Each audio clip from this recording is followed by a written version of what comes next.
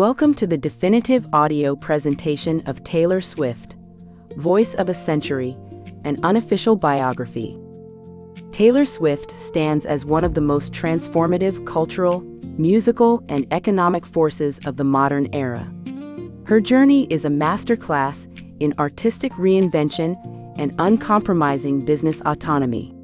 Born in Reading, Pennsylvania, her early years on an 11-acre Christmas tree farm laid a scenic foundation for a vivid, narrative-driven imagination.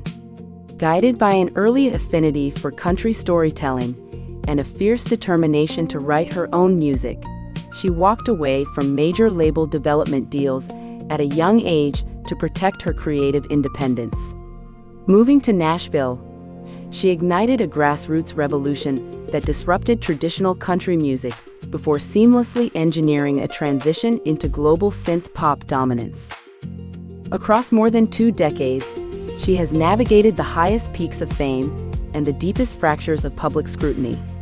From creating the monumental 1989 era to completely disappearing from the digital world and returning with the defiant Reputation era, she has consistently used her platform to redefine the balance of power between artists and the music industry.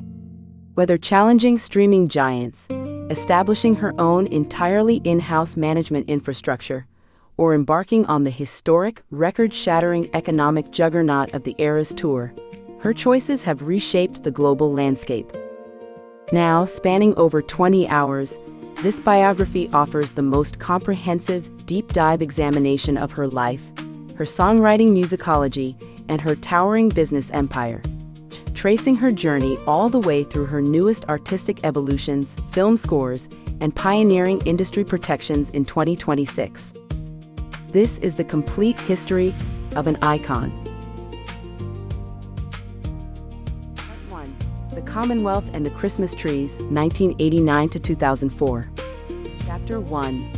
The Reading Birthplace and the Cumru Township Sanctuary. The hospital room at Reading smells of antiseptic and December cold. The kind of cold that seeps through window frames and settles into the bones of a building. It is the 13th of the month, a Tuesday, and outside the walls of Reading Hospital, the city that gives Pennsylvania's Berks County its character is doing what it always does in winter, enduring. The steel mills have been quiet for years now, their smokestacks standing like monuments to an economy that has already moved on.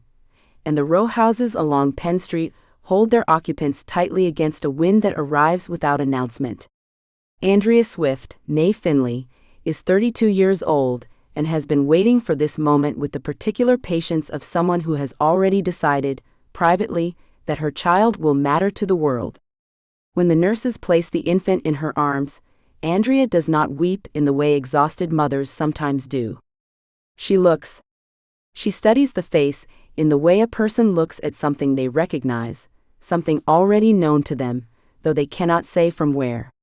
Scott Swift, a stockbroker with Merrill Lynch who has built a careful, methodical life out of numbers and probabilities, stands beside her and understands, in the way attentive fathers sometimes do, that what has just entered the room is not entirely his to define. The child is named Taylor Allison Swift. The date is December 13, 1989. The year itself is worth pausing on, because 1989 is not a quiet year. It is a year of endings that feel like beginnings and beginnings that look, from the inside, like chaos.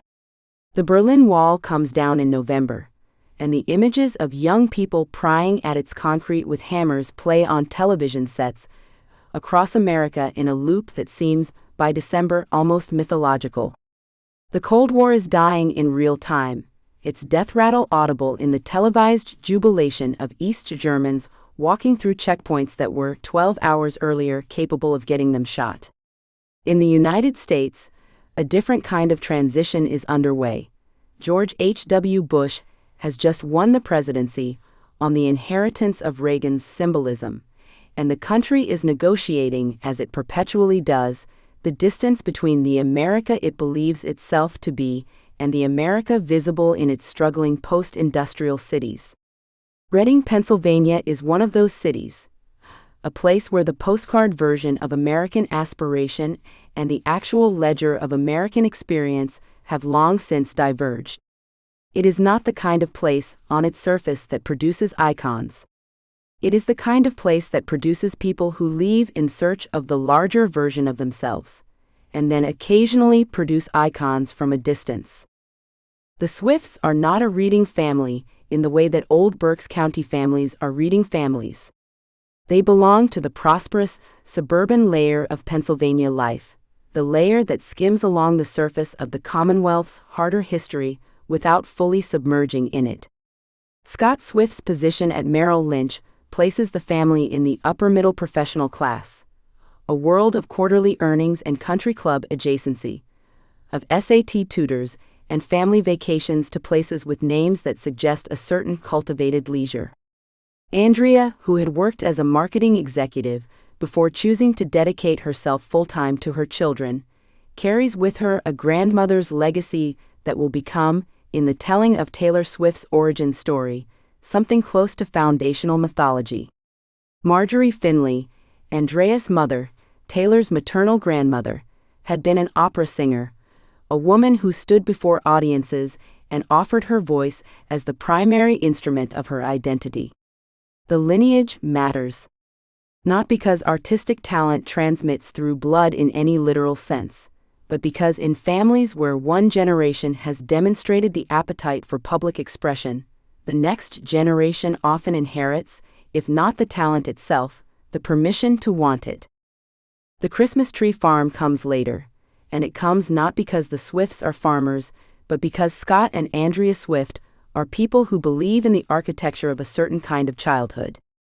The 11-acre property in Cumru Township, Montgomery County, purchased and maintained as a working tree farm, is in many ways a conscious aesthetic choice, a pastoral counterweight to the suburban professional life that surrounds it.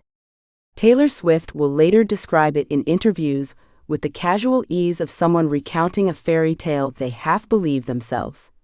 And she will write about it in song with the kind of specificity that suggests the details were stored carefully, kept somewhere accessible, waiting for the right container.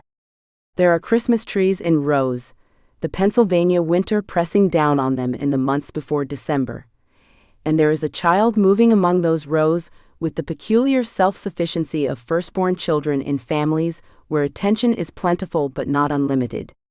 Austin Swift, born in 1992, will become her brother, her occasional antagonist, her eventual collaborator in the shared mythology of Swift family life. But in the earliest years, it is Taylor who occupies the farm alone in the ways that matter, alone in her imaginative life, alone in the space between what she notices and what she decides to do with what she notices. What she notices is performance. This is the core tension of Taylor Swift's early childhood, the gap between what she feels internally and what the world around her can accommodate. She is not, in the early years, a prodigy in the technical sense. She does not sit at a piano at age 4 and play Chopin from memory. What she does, which is in some ways more interesting and in other ways more alarming to observe in a small child, is perform. She performs at church productions, at community theater in Berks County, at every available occasion where an audience, however modest, can be assembled. She takes vocal lessons with a local teacher. She pursues the lead roles in local theater productions with a focus that her peers experience as intensity and that her parents experience as something requiring both encouragement and careful management. The focus is not arrogance, not yet, and perhaps not ever in its most fundamental form, but it is unmistakably a form of appetite.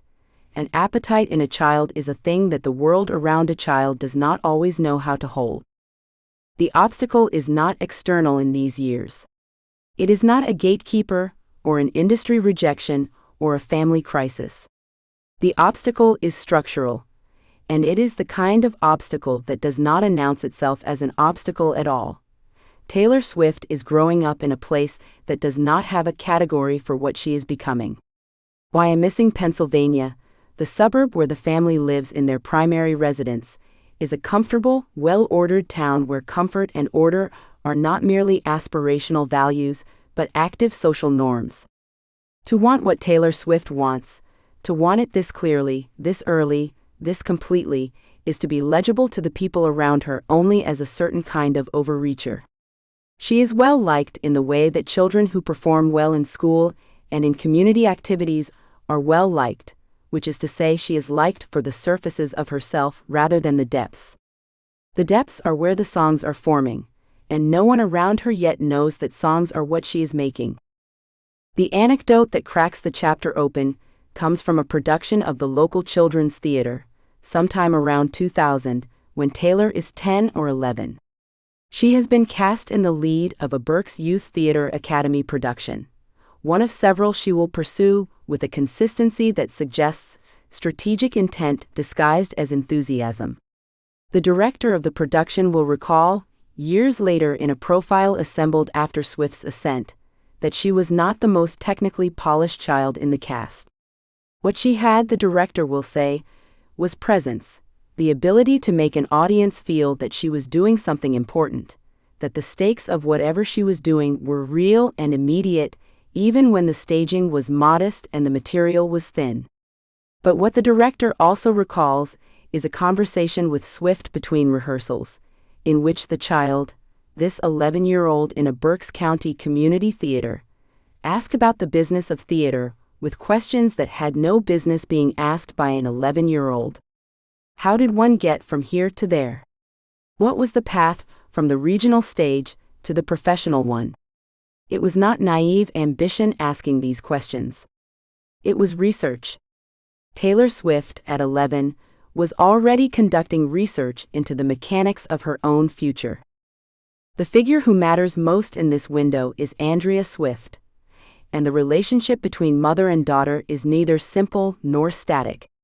Andrea is not a stage mother in the pejorative sense. She does not push Taylor toward performance out of vicarious longing or displaced ambition. What she does is subtler and, in some ways, more consequential. She sees her daughter clearly, which is a rarer thing than it sounds. She sees the appetite, and the focus, and the quality of attention that Taylor brings to every performance opportunity. And she decides, with the deliberateness of a marketing executive who understands that timing and positioning are not accidental, that her role is to create the conditions for that appetite to develop into something real.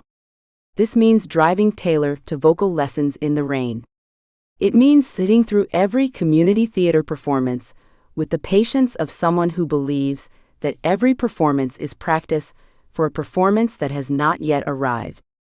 It means eventually beginning to investigate what it would take to move the family, if a move becomes necessary, closer to the center of the industry that Taylor is, without quite knowing it herself, orienting her entire being toward. The love between Andrea and Taylor is not the soft, decorative kind. It is load-bearing. By 2002, Taylor Swift is 12 years old and has begun writing songs. She has, at this point, been playing musical theater long enough to understand the architecture of a scene, the way a story needs to move through tension and release, the way an audience's attention requires management. She brings this understanding to the guitar, which she begins learning with the help of a Berks County computer repairman named Ronnie Creamer, who works on the family's computers and who, during one visit to the Swift home, discovers that the instrument Taylor is trying to teach herself is not cooperating with her fingers. He teaches her 3 chords, the beginning of everything. There is something almost comically provisional about this origin story, the way so many real origin stories are provisional and accidental, and nothing like the grand narratives that get constructed around them afterward. 3 chords from a computer repairman in a Pennsylvania suburb. But Taylor Swift takes these 3 chords and does with them what she has always done with every available raw material. She makes them the foundation of something larger than they have any right to support. By the end of that year, she is writing songs with a concentration that her parents describe as total. She is not playing guitar. She is writing. The songs she writes in these years are not good in any objective technical sense, and Taylor Swift will say so herself in interviews, with a self-awareness that suggests she has made peace with the gap between early ambition and early execution. But they are structurally interesting in a way that matters. They are not poems set to music. They are songs in the theatrical sense. They have characters, and the characters have problems, and the problems require resolution. She is, even at 12, writing songs that understand what a song is supposed to do to the person listening to it. This is not a small thing.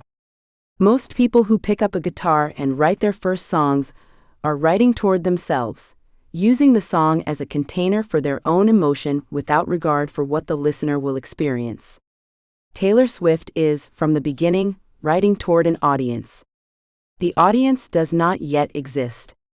She is building it, one song at a time, in a bedroom on an 11-acre Christmas tree farm in Pennsylvania, with no particular reason to believe that what she is building will ever be large enough to hold anyone but herself. And yet, the songs are getting better, and the ambition is getting sharper.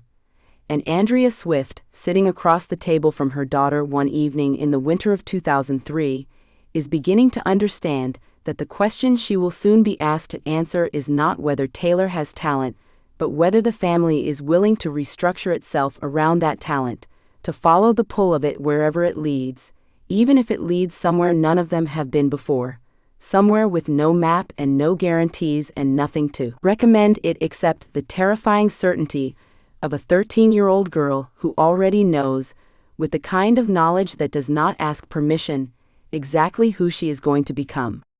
Chapter 2. The Scott and Andrea Swift Corporate Alliance. Scott Swift does not raise his voice. This is something his colleagues at Merrill Lynch's Philadelphia office understood early, something his wife Andrea intuited before they married, and something his daughter Taylor would absorb so completely that it would one day become the armature of her own professional manner. When Scott wants to make a point, he lowers his register. He slows down. He lets the silence do the work that other men fill with volume. On a particular winter morning in the early 1990s, inside the Swift family home in West Reading, Pennsylvania, that quality of stillness fills the kitchen the way cold air fills a room when a window is left open. Not dramatically, not all at once, but until you realize you've been shivering for some time without knowing why. Taylor Ann Swift is 2 years old, maybe 3. She is standing at the edge of the living room, in footed pajamas, watching her father read the newspaper with the focused intensity that small children reserve for adults they cannot yet decode. The Christmas tree behind him is enormous, a Douglas fir that Scott selected with the same deliberate care he applies to a client's portfolio. Assessed for structure, for balance, for long-term visual return. Andrea Swift has already wound it in 3 kinds of light. The house smells of pine resin and the particular cinnamon sachets that Andrea places near heat vents every December, a habit she has maintained since her own Pennsylvania childhood. Taylor does not yet have words for what she is watching. But she is watching. She will always be watching. West Reading in the early 1990s sits inside a specific and somewhat paradoxical American geography. It is not rural. It is not suburban in the manicured, aspirational sense of Fairfax County or Naperville. It is something older and more textured. A town built on manufacturing wealth that has already begun its long contraction, ringed by the kind of middle Pennsylvania landscape that produces both extraordinary self-reliance and a quiet, grinding awareness of what it costs to hold on to what you have. The Swifts live well. Scott's position at Merrill Lynch places them comfortably in the professional class of Berks County, a world of country clubs, good school districts, and Christmas parties where the conversation circles back inevitably to property values and interest rates. But the prosperity is not frivolous. It is engineered. It is maintained. It reflects a set of values that Scott and Andrea share so completely that to their daughter it will eventually seem less like a philosophy than a law of nature. You protect what matters, you plan for contingency, you never let sentiment override strategy. Andrea Swift, née Finley, grew up in Houston and worked for years in marketing, specifically in the kind of client-facing, brand-building work that requires a person to hold two things simultaneously in mind: what a product genuinely is, and what a product can be made to mean to someone who doesn't yet know they need it. She is warm in the way that only disciplined people can afford to be warm, because she never loses the thread. She remembers names. She remembers what someone said at a party 6 months ago. She follows up. These are not incidental social graces.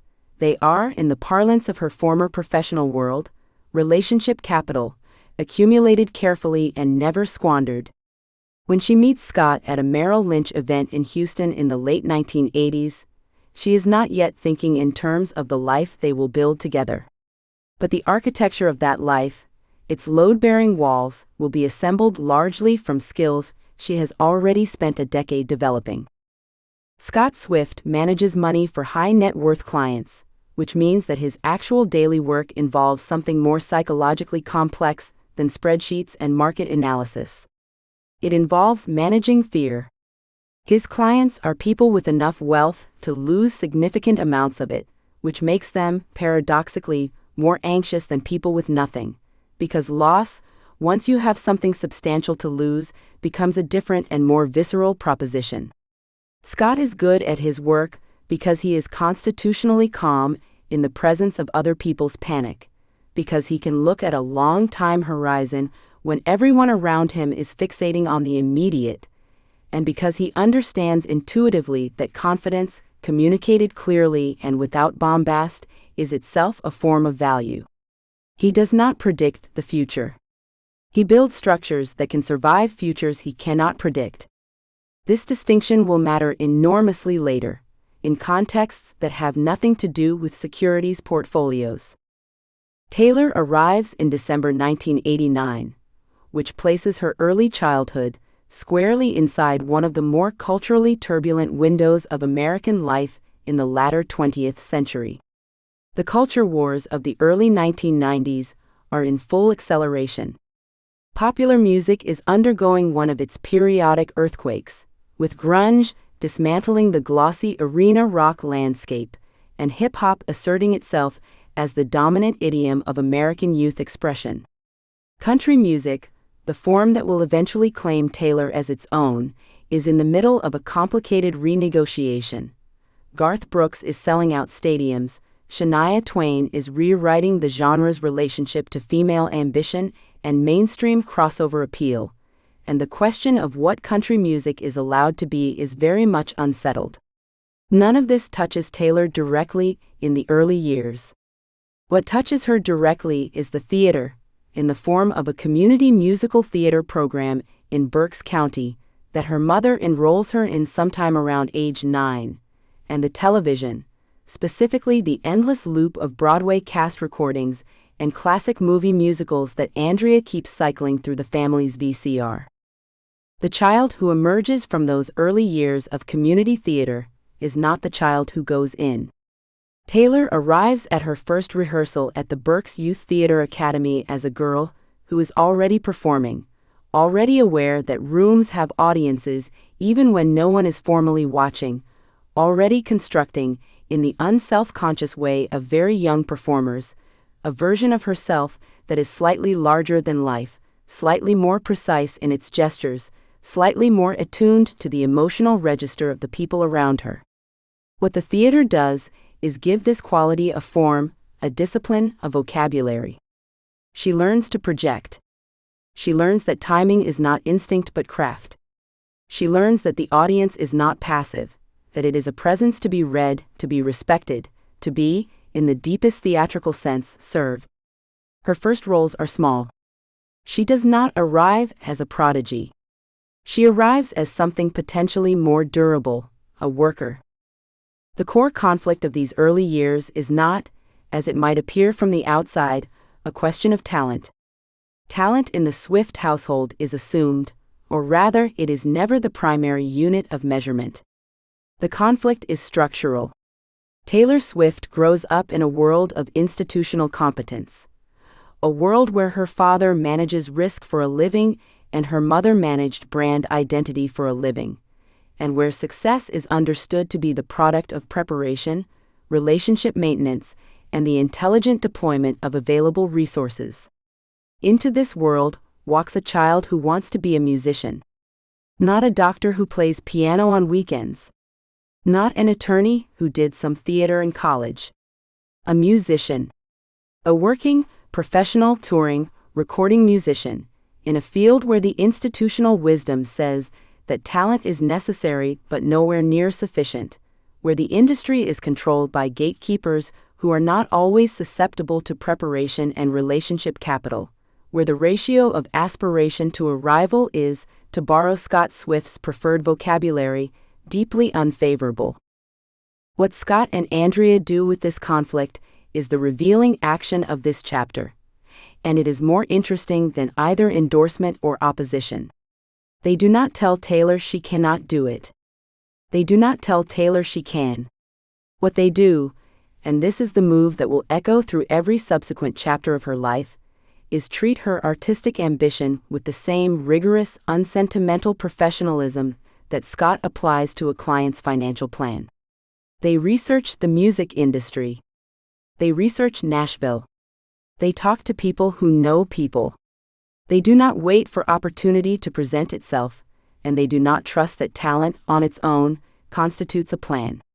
When Taylor is around 10 years old, Andrea begins driving her into New York City on a semi-regular basis, making the rounds of music publishing houses and record company offices with her daughter, not to audition exactly, but to establish presence, to begin the long process of relationship building that both of her parents understand from long professional experience to be the actual precondition of any significant achievement.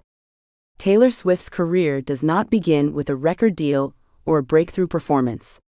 It begins with her mother driving up the turnpike with a demo CD and a contact list, and the absolute unshakable conviction that preparation is the only form of luck worth trusting. It is during one of these New York excursions, the specific date is lost, the specific office building forgotten, that something shifts in Taylor's understanding of what her parents are actually doing for her. She is sitting in a waiting room somewhere in Midtown Manhattan, holding a folder of materials her mother has prepared, watching Andrea work the room with a cheerfulness that is entirely genuine and entirely strategic at the same time. A receptionist who has seen 1,000 such visits is, within 5 minutes, telling Andrea about her own daughter's dance recital. A junior A&R staffer who has no particular reason to engage with them is, by the end of the afternoon, agreeing to listen to the demo. Taylor watches all of this. She files it. She will use it for the rest of her life. This understanding that warmth is not the opposite of strategy, that likability is a craft, that every room you walk into contains a relationship waiting to be built if you are paying close enough attention and willing to do the work. Andrea Swift becomes, in this period, something that has no clean title in the music industry lexicon. She is not a manager. She is not an agent. She is a mother who happens to possess a formidable set of professional competencies that she is applying, full-time and without compensation, to the project of her daughter's career. The relationship they are building in these years is not simply maternal. It is collegial in a way that most parent-child creative partnerships never achieve, because both of them bring something the other needs. Taylor brings the voice, the instinct, the ferocious creative energy that even at 10 is already beginning to outrun the vessels available to contain it. Andrea brings the map, the contacts, the professional fluency in how institutions work and how to move through them without either capitulating to their logic or antagonizing the people who enforce it. Scott, watching from a somewhat more removed position, provides what might be called the fiscal and philosophical underwriting, the calm, the long view, the structural confidence that the plan will work if executed with sufficient discipline and patience. By the time Taylor is 11 and 12, she has cycled through a range of performance disciplines: musical theater, vocal performance, professional lessons with coaches her mother has vetted with the thoroughness of a due diligence review, and she is beginning to feel the specific frustration of a person whose instrument is outpacing the available repertoire. She can sing what she is given to sing. She is increasingly certain she can write what she wants to sing, and that what she wants to sing is something that does not yet fully exist in the forms available to her. The Broadway material is wonderful, and she loves it. It is also, in some fundamental way, not hers. The pop standards her coaches assign are pedagogically valuable. They are also the property of other people's feelings, other people's specific griefs and joys.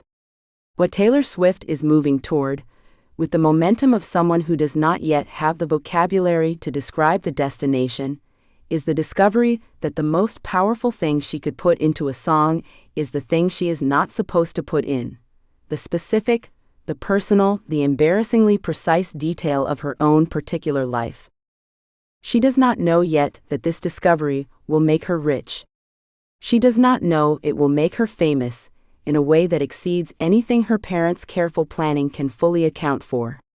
She does not know that the very qualities Scott and Andrea have cultivated in her, the strategic patience, the professional warmth, the disciplined preparation, the understanding that relationships are assets to be built and maintained, will one day be cited by critics and industry observers and fellow artists as either the secret of her success or the proof of its inauthenticity. She is 12 years old, standing in front of a mirror in the Swift family home in Wyomissing, Pennsylvania, to which they have recently moved, holding a guitar she is only beginning to learn to play, mouthing words that are not yet words, in a language she is still in the process of inventing. The Christmas tree, as always, is enormous. The lights are perfectly arranged. And somewhere in the architecture of that carefully built house, something is already beginning to strain at its seams. Chapter 3: Harbor Summer Solace. The salt comes first. Before the boardwalk noise, before the gulls wheeling over the inlet, before the ice cream stands and the sunburned families dragging coolers across hot asphalt, there is the salt. Taylor Allison Swift is 9 years old, standing at the edge of the Stone Harbor Pier in the summer of 1999. And the air tastes like something she cannot yet name but already loves with the particular ferocity of a child who suspects that certain feelings will not last. She grips the wooden railing with both hands and looks out at the water. Her hair is going frizzy in the humidity. She doesn't care. Somewhere behind her, her mother is spreading sunscreen on her brother Austin's protesting arms, and her father is laughing at something nobody else heard, and the whole afternoon is pressing against her like a warm hand.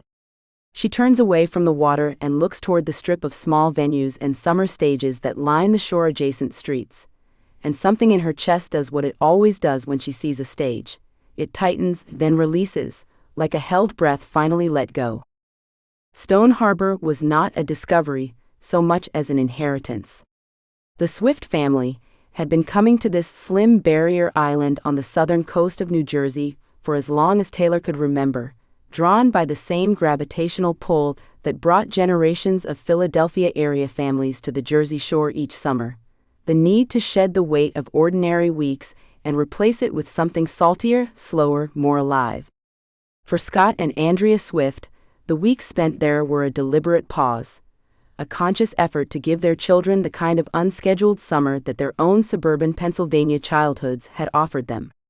They rented the same properties near the same streets, ate at the same seafood places, walked the same route to the beach each morning. Ritual was the architecture of those summers, and Taylor moved through each ritual like a small astronomer charting a known sky. But 1999 was not quite the same as the years before it. The country had spent much of the decade in a peculiar mood, prosperous and anxious at once, gorging on the internet's early promises while privately unsure what to make of them. The dot-com boom had made certain people very rich and made almost everyone else feel that the ground was shifting beneath their feet in ways they couldn't articulate at dinner. In the Swift household, the anxiety registered differently. Scott worked in financial advising, a profession that required him to translate other people's uncertainty into something manageable, and Andrea managed the household with the quiet efficiency of someone who understood that stability was not a given but a practice. What they gave their children, deliberately and with some effort, was a sense that the world beyond the windows was something to engage rather than fear. Taylor absorbed this posture early. She was, by every account of those who knew her then, a child who leaned toward things rather than away from them. The problem, if it could be called that, was that the thing she leaned toward most urgently was performance. And performance required an audience, and audiences required stages, and stages required someone to say yes. In Wyomissing, Pennsylvania, where the Swifts lived during the school year, the opportunities were structured. Children's theater, school productions, the kinds of organized performances where a parent signed a permission slip and another parent drove you there. Stone Harbor offered something different and, for Taylor, something more terrifying and more electric. Informal stages, local venues, open spots on summer night lineups where amateur performers could step up and try. The karaoke nights at local restaurants, the small theater workshops run by the Island Theater Company, the talent showcases at venues catering to summer families, these were not auditions for anything. They were just chances to stand in front of strangers and see what happened. What happened in those early Stone Harbor summers was not always easy. Taylor was a child who wanted to perform before she fully understood what performing cost. She had the voice, not yet the instrument it would become, but already something identifiable, something that carried, and she had the desire which burned in her with an almost embarrassing brightness. What she lacked, at 9 and 10 and 11, was the ability to manage the gap between what she imagined herself doing and what she actually did. The first time she sang in front of a Stone Harbor audience, at one of the small restaurants that hosted family-friendly entertainment on summer evenings, she forgot briefly to breathe. Not metaphorically. Her diaphragm seized for a full measure, and the note she had planned to hold simply didn't come. And she stood there in the silence that followed with the specific horror of a child who has done something wrong in public and cannot undo it. She finished the song. Nobody in the audience seemed to register the stumble the way she did. But she registered it the way a seismograph registers a tremor, precisely, permanently. The question this created was not whether she would keep performing. That was never a question. The question was whether she could learn to want something, and be afraid of it at the same time, and keep going anyway. This is not a trivial question for a child. Most children, when confronted with the specific pain of public failure, choose the exit. They decide that the thing they wanted is not worth the exposure.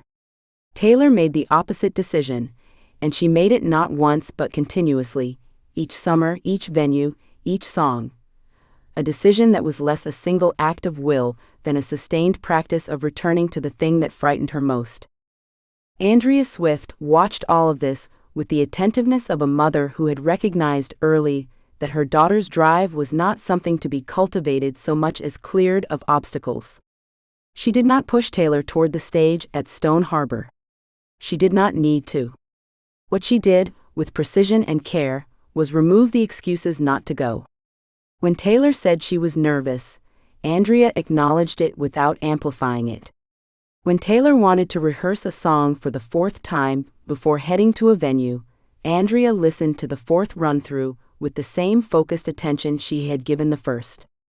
When Taylor came home from a performance with the flush of something gone right, Andrea let her talk about it for as long as she needed to, without diminishing it with perspective. The gift Andrea gave her daughter in those Stone Harbor summers was not confidence. Confidence, as Taylor would later understand, cannot be given, but witness. She was seen, carefully, by someone who mattered. There is a specific evening in the summer of 2001 that the people who knew the Swift family in that period returned to when they tried to explain what Taylor was becoming. She was 11. The Island Theater Company, which ran summer workshops for young performers on the island, had organized a small showcase for the families of participants. The venue was informal, folding chairs, a low platform, the kind of audience that has come to be supportive rather than to be impressed. Taylor performed a song from a musical she had been working through in her voice lessons, and halfway through it, a sound system issue cut the accompaniment track for almost 8 full seconds. 8 seconds is a very long time to be standing alone on a platform in front of an audience with nothing but your own voice and the sudden awareness of every eye in the room. Taylor did not stop. She kept singing a cappella into the gap, and she did something that no one had told her to do and that she had not, in any rehearsal, been required to do. She made eye contact with people in the audience, individual people one at a time, and she held it. Not aggressively. Not with the forced confidence of a child performing bravado. She held it the way someone holds a door open, simply, as a matter of course, as if to say, I am here. You are here. We are doing this together. The accompaniment came back. She finished the song. The applause was warm and genuine and a little surprised, the way applause is when an audience realizes it has witnessed something it didn't expect. Andrea in the third row did not cry. She was not a crying in public person. But she leaned forward slightly in her folding chair, and she did not look away from her daughter for the rest of the performance. Scott Swift's role in those Stone Harbor summers was quieter but not peripheral. He was, by the accounts of people who spent time with the family, a man who expressed love through presence rather than declaration. He showed up.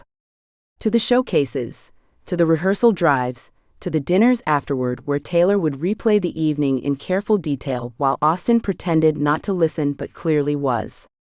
Scott had not been a performer. He had no particular fluency in the world his daughter was moving toward. What he had was a kind of steady endorsement, a willingness to take seriously the things his daughter took seriously, to treat her ambitions as facts rather than phases. When Taylor told him, sometime around her 11th year, that she wanted to move toward Nashville, that the music she was drawn to was country music, and that country music lived in Tennessee, he did not laugh or redirect or explain the difficulty. He asked her questions. What kind of music? Who did she listen to? What would she need?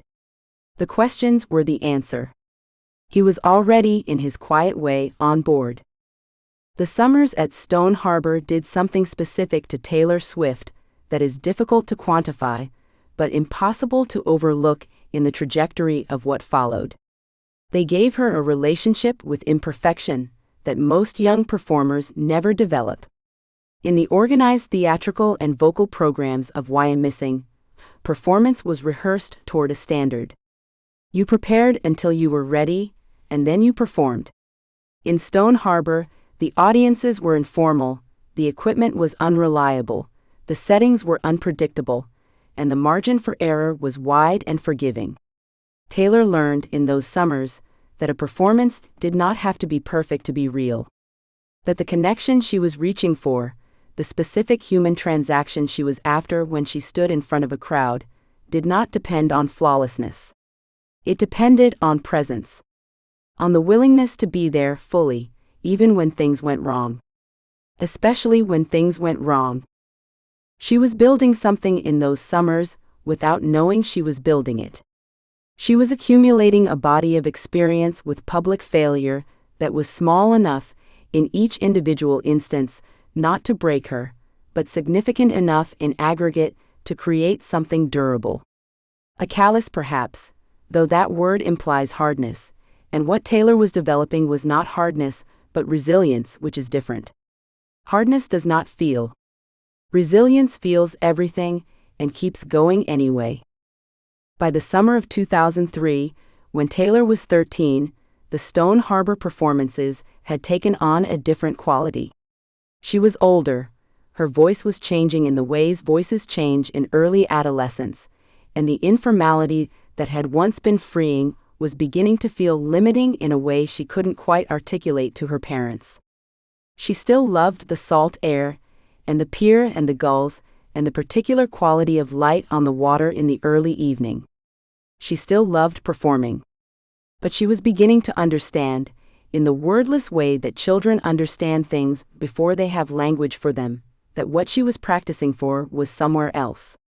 The Stone Harbor stages had been classrooms.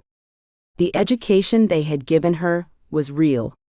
But the examination was going to happen in a different city, in a different season, in front of people who had not come to be supportive, but to be persuaded. She stood on the pier, one of those final Stone Harbor summers, with the salt air moving through her hair. And she looked out at the water the way she had looked at it when she was 9, gripping the railing with both hands. But what she felt now was different. Not the held breath and the release. Something more directional. Something with a compass bearing. The water was still beautiful, and she still loved it, but she was already, in some fundamental sense, looking past it, toward Nashville, toward the industry, toward the version of herself she had not yet built but had already, in some chamber of her 11-year-old heart, promised to become. What she could not have known, standing there in the warm salt wind, was that Nashville was not simply waiting to receive her, that the city had its own systems, its own gatekeepers, its own long traditions of deciding who belonged and who did not, and that walking into it as a 13-year-old girl with a guitar and a notebook full of songs would require a different kind of courage than anything Stone Harbor had asked of her, a courage she had not yet been tested for and whose cost she could not yet imagine. Chapter 4. Youth Theater and the Journey to Wyomissing. The gymnasium smelled of hairspray and nervous breath. Folding chairs scraped against linoleum as parents arranged themselves into rows, programs fanned against the August heat that had followed everyone inside from the Reading summer. Somewhere behind a curtain made of blackout fabric and good intentions, a 9-year-old with a braid down her back was pressing her palms flat against her thighs, not from fear exactly, but from something she could not yet name. The kind of pressure that builds when you have been waiting your whole life for something you did not know you were waiting for. Taylor Allison Swift had been in rehearsals for 3 weeks. She knew every word, every blocking note, every cue. What she did not know was whether the person who walked onto that stage would be the same person who walked off it. Children rarely understand transformation while it is happening to them. But Taylor, even then, seemed to feel it coming, the way certain people feel a change in atmospheric pressure before the sky breaks open. She stepped out from behind the curtain. The lights found her face. And some circuit that had been accumulating charge for years, completed itself.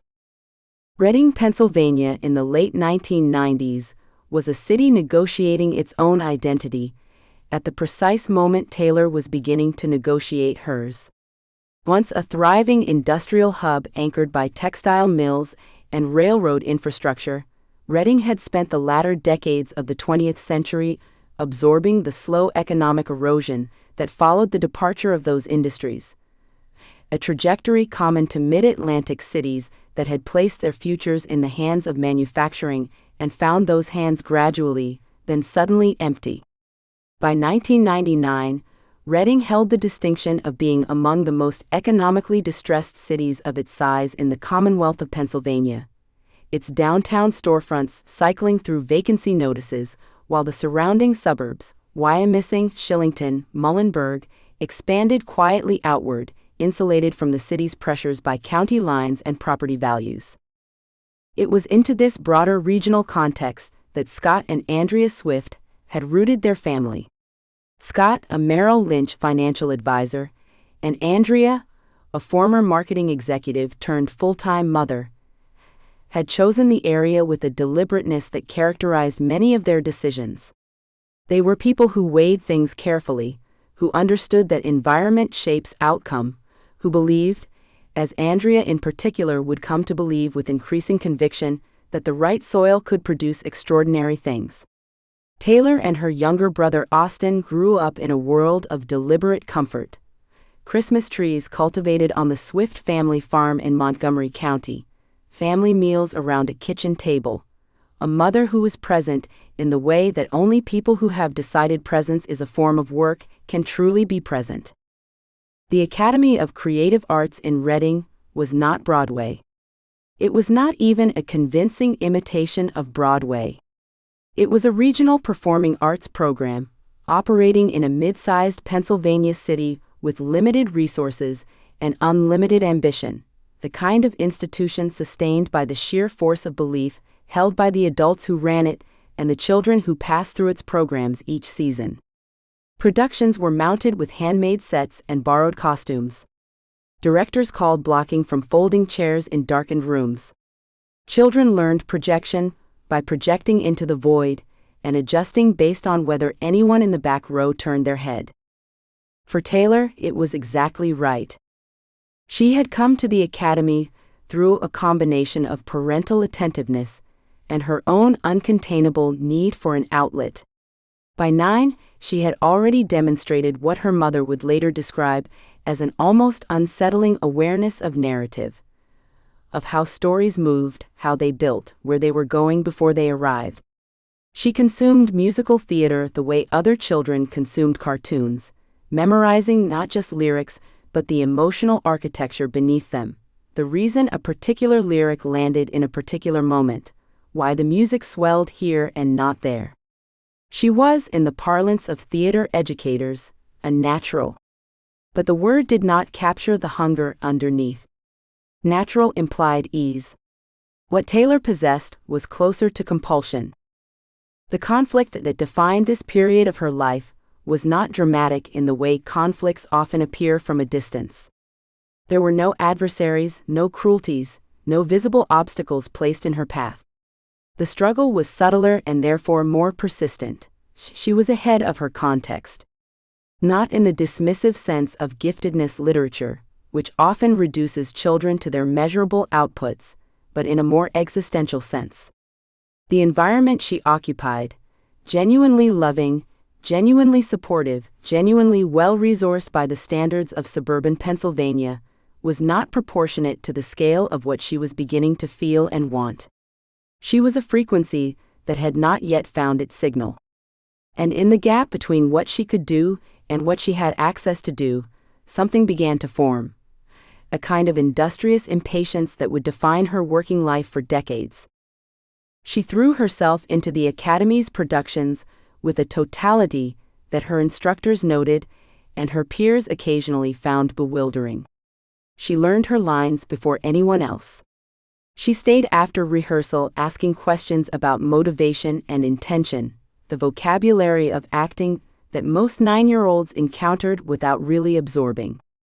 She wanted to understand not just what to do on stage, but why it worked, what made an audience lean forward rather than back, what created the sensation of truth in a performed moment. These were not the questions of a hobbyist. They were the questions of someone trying to reverse engineer something they had already decided to master. It was during a production of Annie, she was 10, playing a role in the ensemble, not the lead, that her director observed something that would echo through the assessments of nearly everyone who worked with her in these early years. During a scene in which Taylor had limited stage time, she was discovered in the wings, watching the principal actors with an expression not of envy or restlessness, but of intense cataloging attention. She was studying. Not waiting for her turn. Studying. When her director asked what she was doing, Taylor said without looking away from the stage, "I'm watching what she does when the audience laughs. Does she wait, or does she keep going?" The director did not have an immediate answer. She remembered the question for years. This moment does not reveal precocity in the conventional sense. It reveals something rarer and more durable, a mind that is constitutionally incapable of passive experience. Taylor Swift, at 10, was already a person for whom attention was a tool, for whom observation was preparation, for whom no moment, even a moment of apparent waiting, was actually wasted. The behavior in the wings would one day manifest as songwriting sessions in hotel rooms on rest days, as meticulous set design consultations on tours that grossed more than any tour in recorded history, as an approach to her own catalog that treated every detail as load-bearing. The 10-year-old in the wings was the same person. The theater just got bigger. The figure who anchored this period, who provided the ballast that made Taylor's intensity sustainable rather than consuming, was Andrea Swift. In the literature of extraordinary creative lives, maternal figures are often rendered in one of two registers: the martyred enabler who sacrifices herself to her child's gifts, or the stage parent whose ambition becomes indistinguishable from the child's own. Andrea Swift resists both descriptions.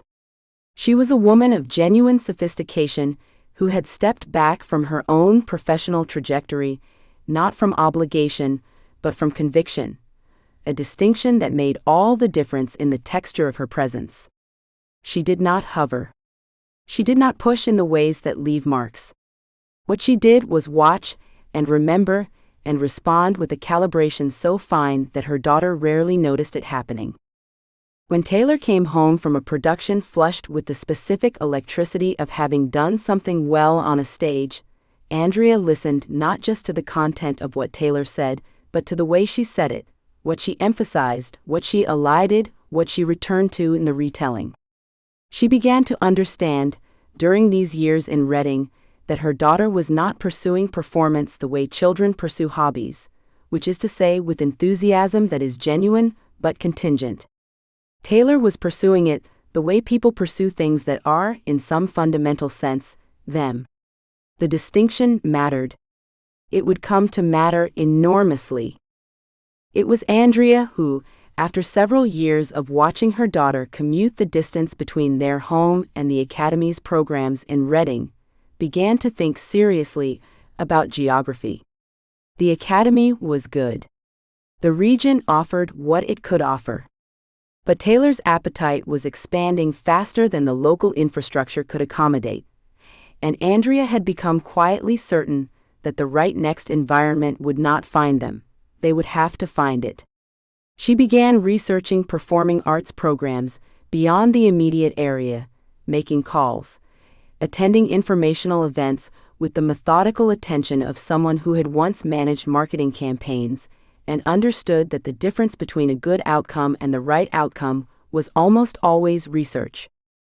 The decision to move the family to Wyomissing, a borough adjacent to Reading, with access to a different school district, and crucially, proximity to a richer network of regional performance opportunities, was reached gradually and then acted upon with the quiet efficiency that characterized the Swift family's approach to most consequential decisions. For Taylor, the move meant new rooms, new routes to school, a new neighborhood to map. She processed transitions by writing. She had been doing this for some time already, filling notebooks with observations and half-formed lyrics, with the kind of writing that has no audience in mind but cannot stop itself from trying to be heard. Wyomissing in the early 2000s was a place of organized calm, of well-kept lawns and school events, and the kind of social structure that rewards legibility, knowing the right people, making the right impressions, occupying the correct rung of the local hierarchy with an ease that looked natural even when it was performed. For a child who communicated most fluently in the register of heightened emotion, who experienced the world at a volume that casual interaction did not always accommodate, it was a setting that offered comfort, and also, in ways she could not yet fully articulate, a kind of friction. She made friends. She was liked, in the general sense of the word. But the part of her that was alive, in a particular way, only when she was on a stage or in front of a notebook remained, in the hallways of Wyomissing, slightly compressed. She poured the compression into the work. She auditioned for everything available to her in the region, performing in local theater productions, traveling for opportunities, treating each new stage as both the thing itself and the preparation for the next thing. Her parents drove the distances. Andrea kept the schedules, the contacts, the sense of forward motion. Taylor absorbed it all and asked for more, not with the entitlement of a child who has been told she is exceptional, but with the specific hunger of someone who has encountered what they love and cannot conceive of doing it less. By the time she was 12, she had begun to feel the outer edges of what the regional theater world could give her. The Academy had given her discipline, presence, the irreplaceable education of a live audience, Wyomissing had given her access, proximity, the practical geography of a family committed to following her gifts wherever they led.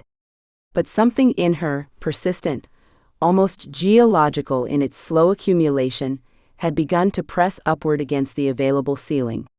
She was not dissatisfied in the way of an ingrate.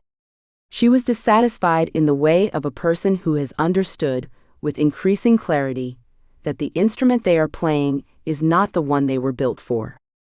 There was, somewhere south of where she lived, a city called Nashville. She had heard its name, the way you hear a word in a foreign language that you somehow already understand. She did not know yet what she would do when she got there, or whether getting there was even a real possibility in the near term, or what it would cost the people who loved her to make it happen.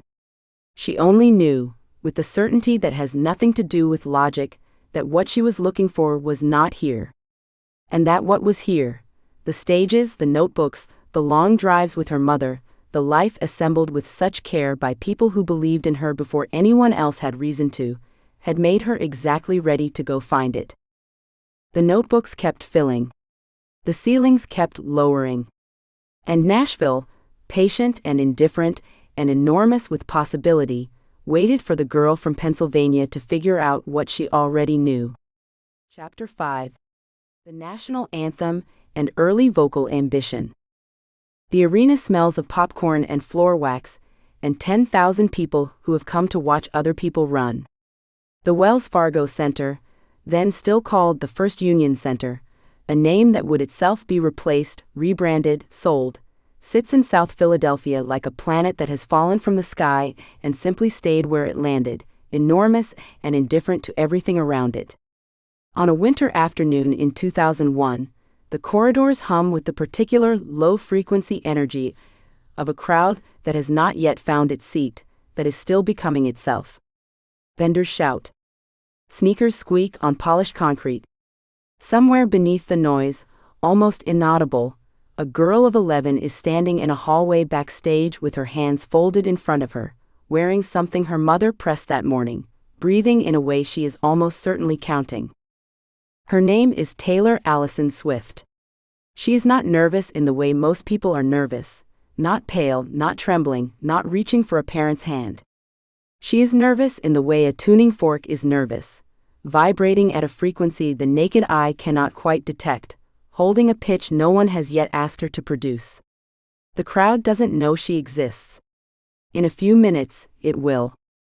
To understand what it meant for Taylor Swift to walk onto that court in Philadelphia in 2001, it is necessary to first understand what Philadelphia meant, what it was to grow up in the gravitational pull of a city that prided itself on a kind of ornery authenticity, a working-class suspicion of pretension that ran deeper than politics or economics.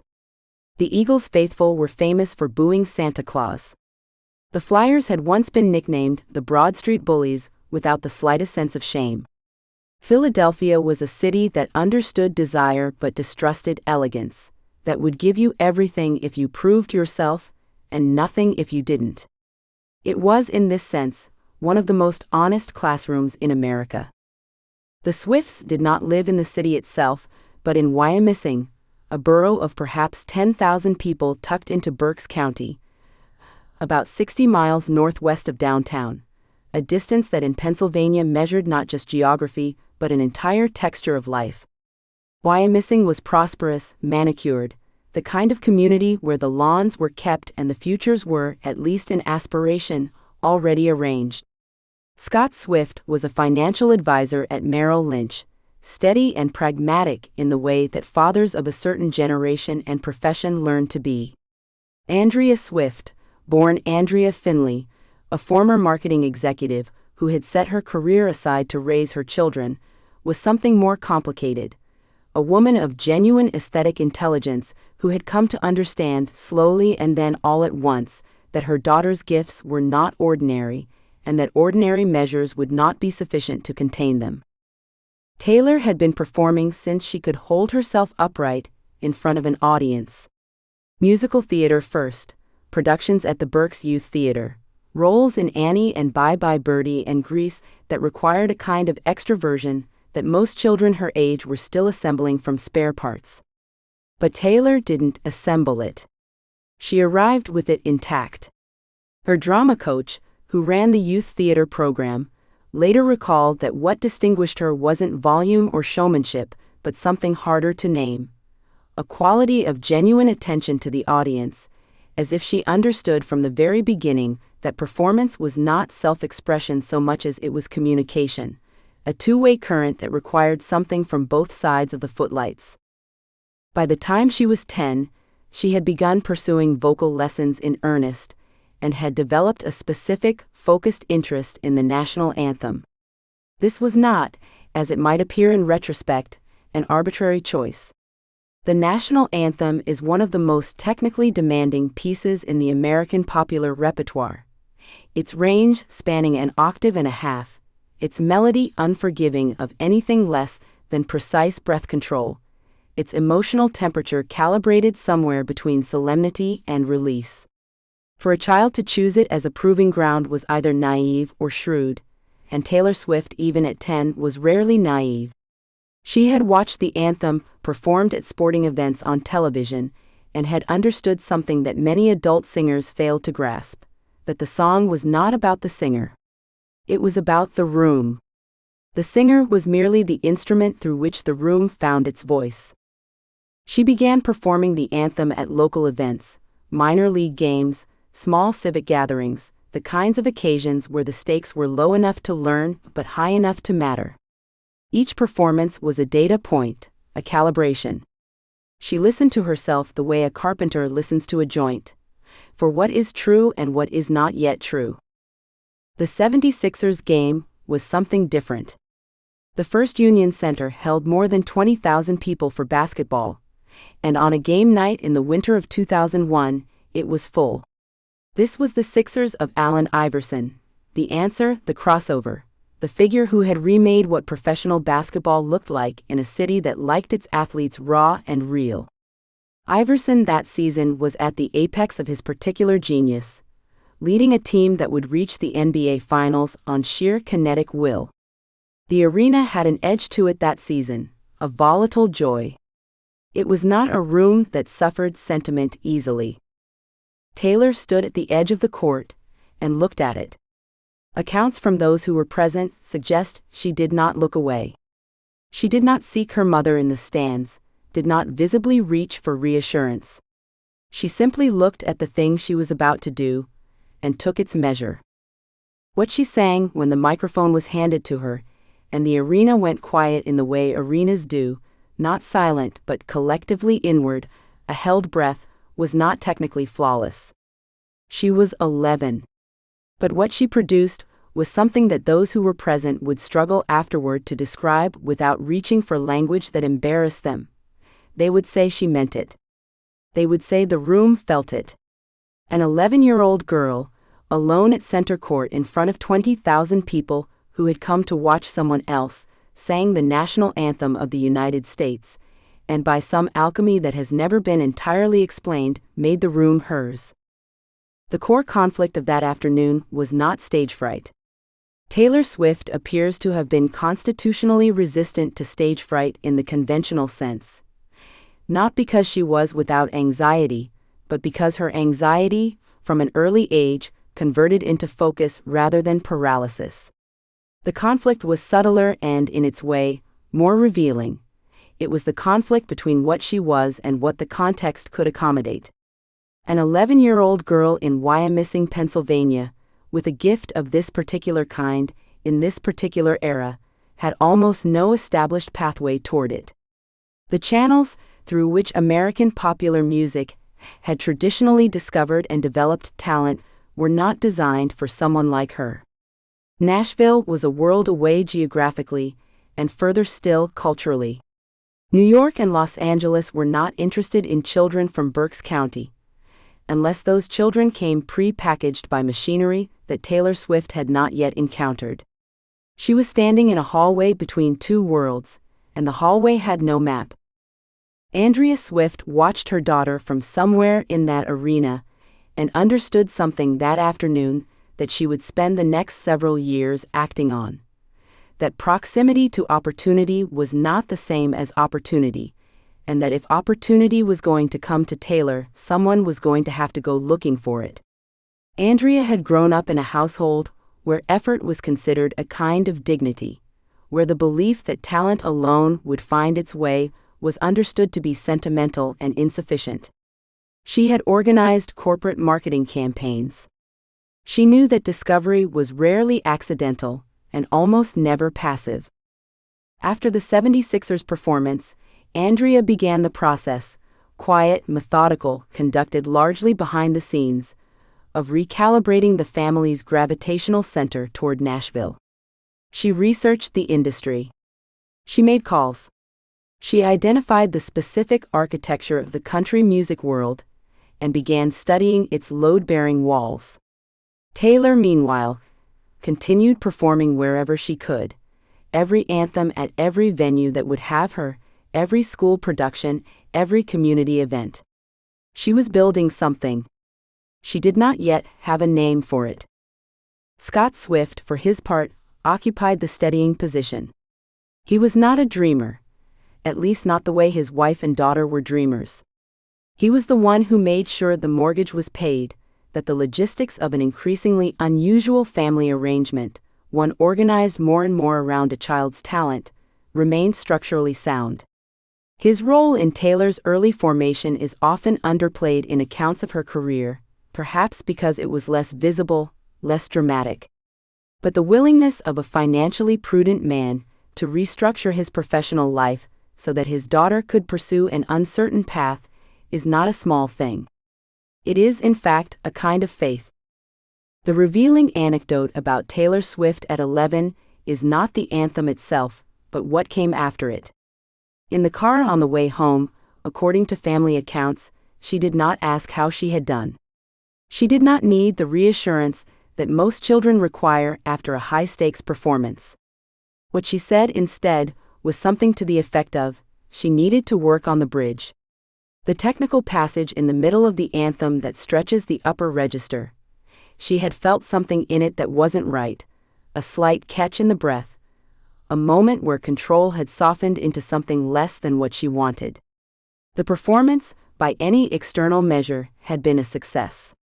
By Taylor's internal measure, it had identified a specific problem to solve. This is the keyhole. The girl who performed the national anthem at the First Union Center in 2001 was not primarily concerned with applause. She was concerned with accuracy, with the distance between what she had done and what she had intended to do.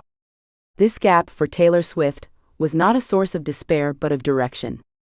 It told her where to go next. She would spend the next several years of her life going there. Andrea Swift would eventually make the decision that changed everything. She would take a part-time position with a music marketing company in Nashville, uprooting the family's established rhythms in Wyomissing and orienting them toward Tennessee. Taylor would make her first real forays into the Nashville music industry as a young teenager, walking into publishing houses on Music Row with a confidence that industry veterans later described as startling. Not arrogance exactly, but an absence of the deference that most aspiring artists, most adults, brought into those rooms. She walked in as if she had already earned the right to be there, which was either an act of performance or an act of belief, and with Taylor Swift these were often the same thing. The national anthem at the First Union Center was not the beginning of her career. Careers, when examined closely, never have a single beginning. They are more like rivers, fed by dozens of tributaries that are themselves fed by rain that fell years earlier, miles away. But it was a proof of concept. It demonstrated to herself as much as to anyone else that a very large room was not too large. That 20,000 people were not too many. That the gap between where she was and where she intended to go was a distance she was constitutionally equipped to cross. She went home. She worked on the bridge. What she could not have known, what no one in her family could have known, sitting in the car on the way back to Wyomissing on a winter evening in 2001, was that Nashville, when they finally arrived in it, would not be the welcoming industry they imagined, and that the machinery of country music, which had seemed from a distance like a system designed to reward exactly this kind of ambition and craft, was in fact a closed system with its own hierarchies and resistances and unspoken rules, and that the most important decision Taylor Swift would ever make in her professional life would not be the decision to go to Nashville, but the decision she would make once she got there, the one that would separate her from every other talented teenager who had walked down Music Row with a demo in hand and a dream they hadn't yet learned to protect. Chapter 6. Shania Twain and the Country Music Blueprint. She stands in the living room in her socks, the carpet soft beneath her feet, the television tuned to something her mother had left on before stepping into the kitchen to start dinner. She is 9, maybe 10, old enough to understand that what she is watching is not ordinary, not the kind of thing that fills an afternoon without consequence. The woman on the screen is wearing a midriff-bearing top and a hat tilted at an angle that suggests confidence engineered into geometry. And she is singing about feeling like a woman in a way that makes the word feel newly coined, as though it had been waiting for this exact voice and this exact production to unlock its full weight. Taylor Swift stands very still. She does not reach for the remote. She does not call out to her mother. She simply watches, and somewhere in the architecture of her attention, beneath the melody, beneath the shimmer of the production, something clicks into alignment like a key finding its tumbler in the dark.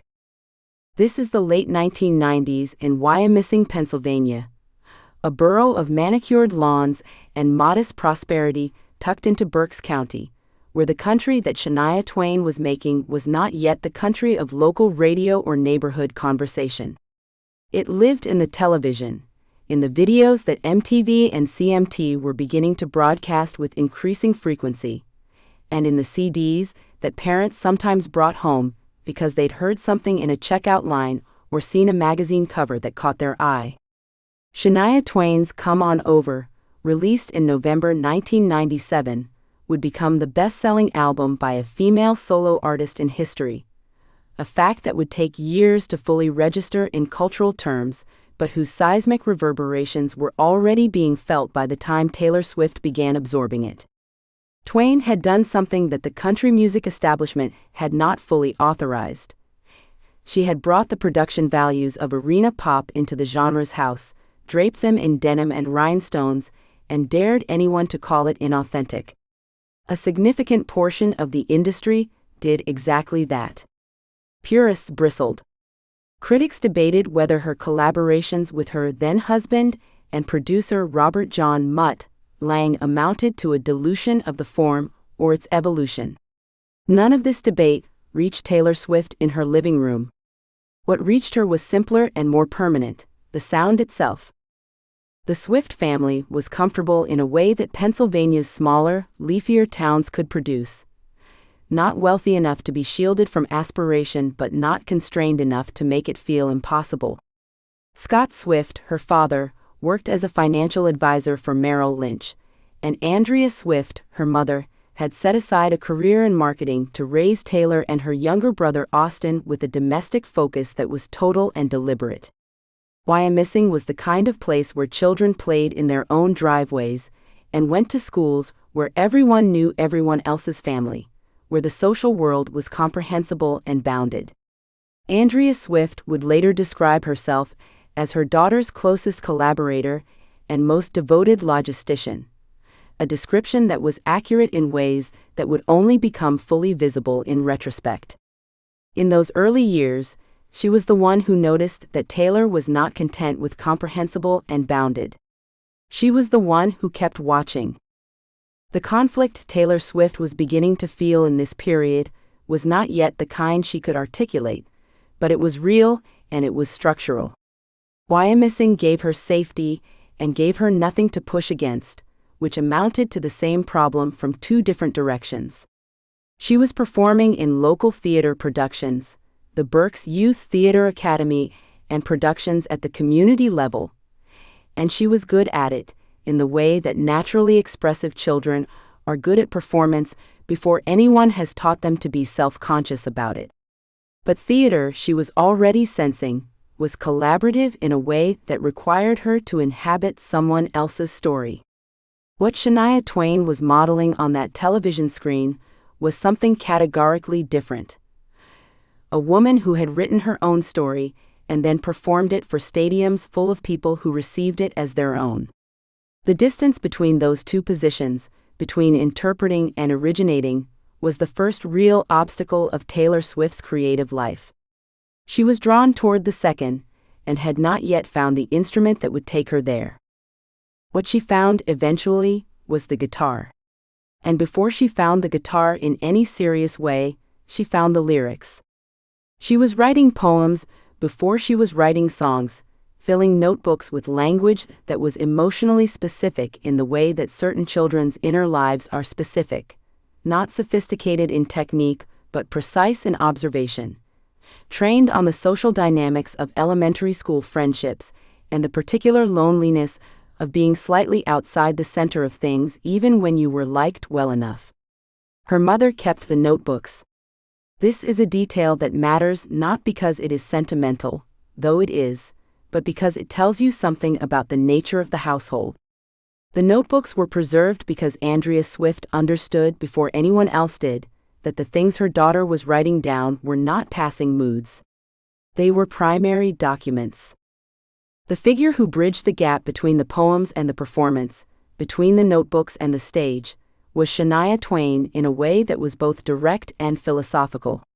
Twain had grown up in Timmins, Ontario, in conditions of genuine poverty, the kind that included an absent biological father, a stepfather who adopted her and her siblings and then struggled to support them, and years of watching her mother move through a series of difficult circumstances with a dignity that was partly necessity and partly character. She had written her way out, not metaphorically but literally, in the sense that the songs she co-wrote with Lang were the mechanism of her escape from obscurity, and the instrument of her authority within an industry that had not initially been prepared to offer it. Taylor Swift, listening in Wyomissing, could not have known the specifics of this biography. What she absorbed was the principle that a woman could author her own material, command her own production, and arrive at mass cultural relevance not despite the specificity of her perspective, but because of it. This is the keyhole. In the years between 9 and 12, Taylor Swift began doing something that most children with performing ambitions do not do. She began insisting on writing her own songs at the same time she was learning to perform. This is not as natural a combination as it sounds. The conventional path for a child with a good voice and theatrical instincts is to find existing material and excel at interpreting it, to learn the catalog of others before developing one's own. Swift rejected this sequencing, not loudly or in any way that would have registered as refusal, but practically, in the way that a person with a specific orientation toward the world simply proceeds according to that orientation without announcing it. She wanted to write. She wanted the words to be hers. When she eventually began taking guitar lessons, the instrument interested her primarily as a vehicle for the songs she was already composing in her head and on paper. The guitar was infrastructure. The song was the point. Andrea Swift was the figure whose presence made this possible, not merely in the logistical sense of driving to lessons and keeping schedules, but in the deeper sense of recognizing what her daughter's creative drive required and choosing to organize the family's resources around it.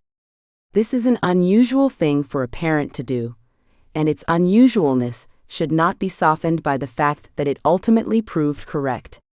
Most parents who see genuine talent in a child find ways to encourage it within the existing structure of family life. Lessons on weekends, recitals twice a year, a good amount of parental pride that does not fundamentally reorganize anyone's priorities. Andrea Swift did something different.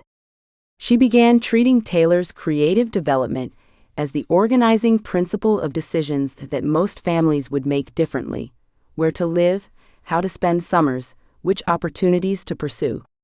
This was not yet the decision to move to Nashville, which would come later, and which would require a recalibration of the entire household.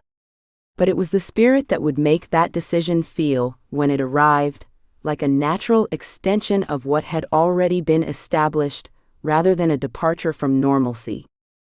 What Shania Twain gave Taylor Swift was not a template.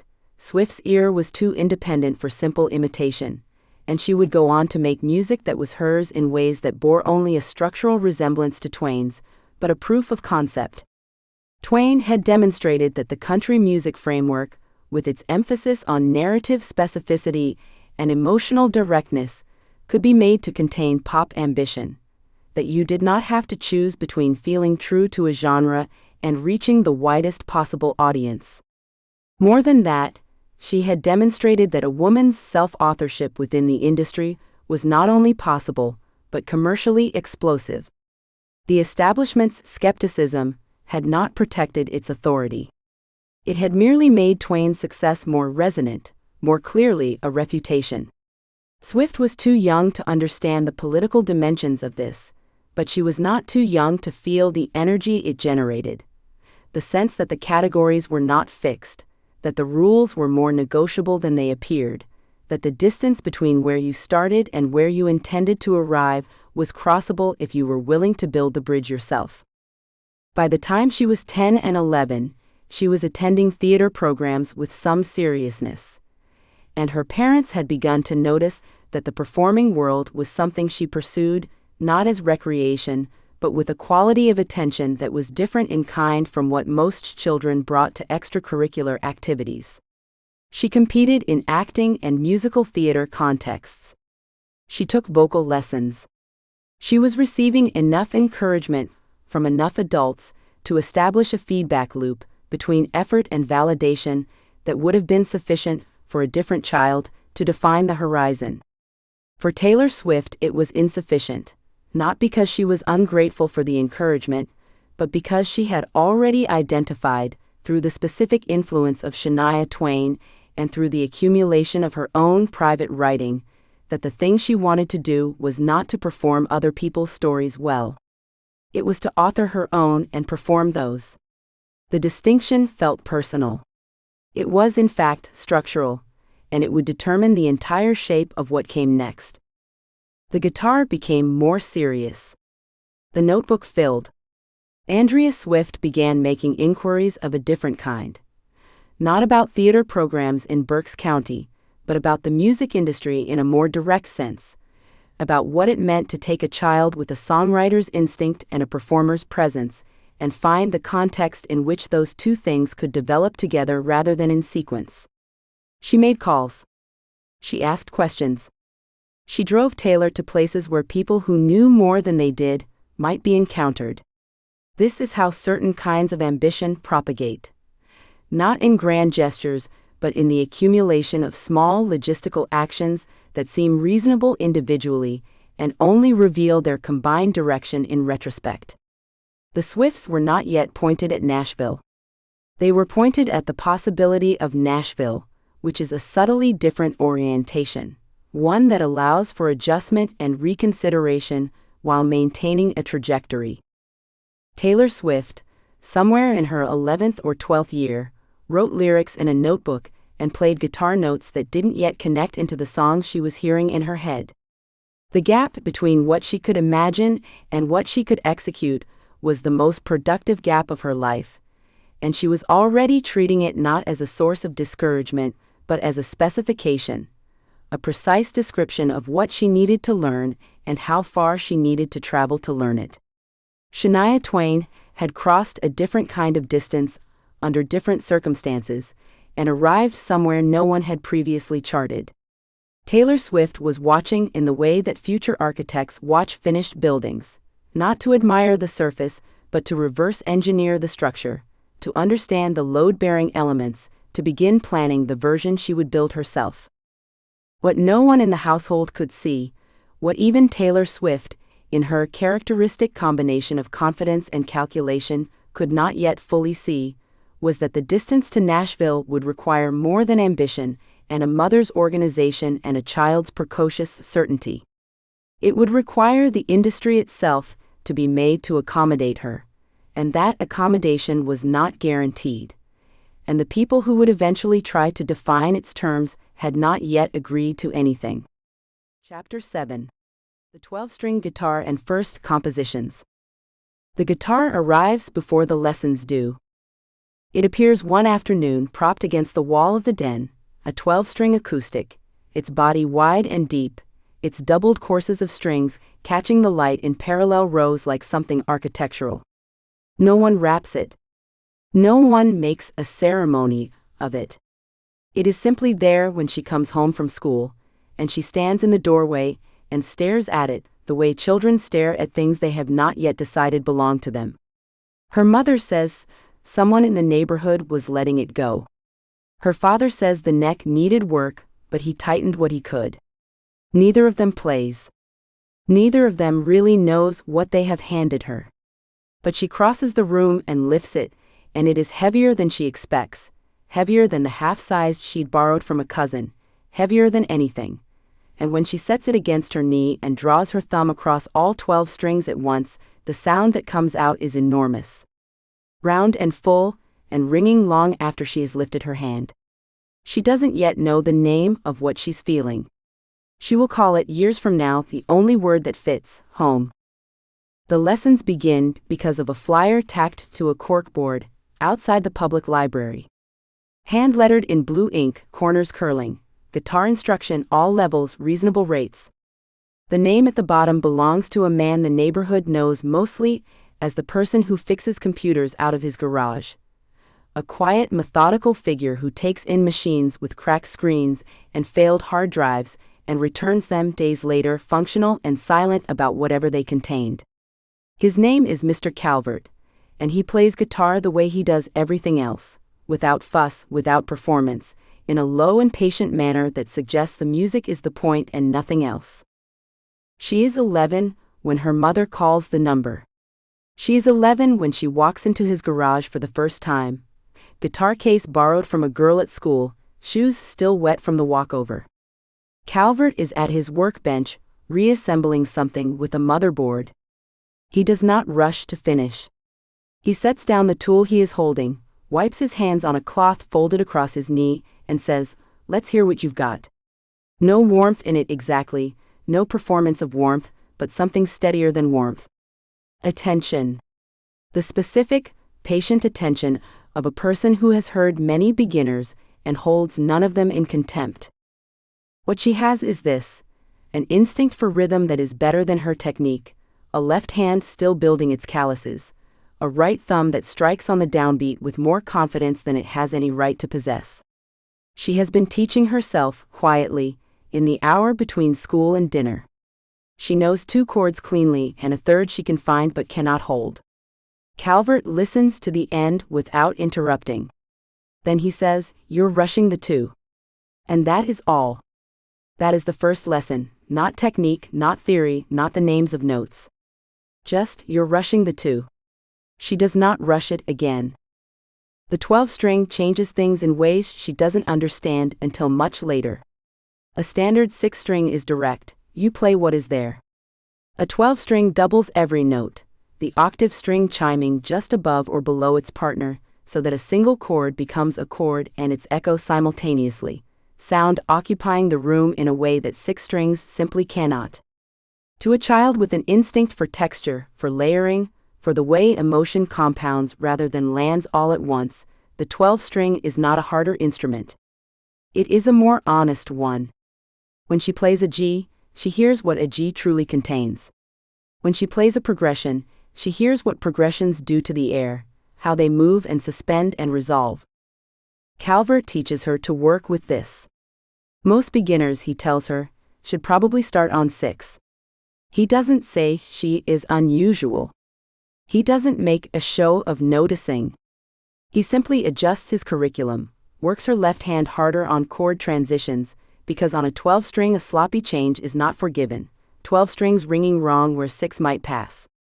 He teaches her the fingering she needs to move cleanly, decisively, without the hesitation that lets the wrong note sustain. And she practices.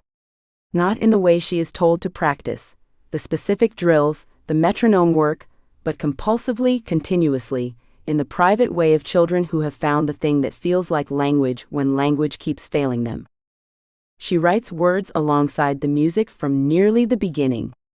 Not lyrics exactly, not yet, but phrases, images, half-sentences that appear in the margins of her school notebooks with no clear purpose except that they arrive. A line about her grandmother's kitchen.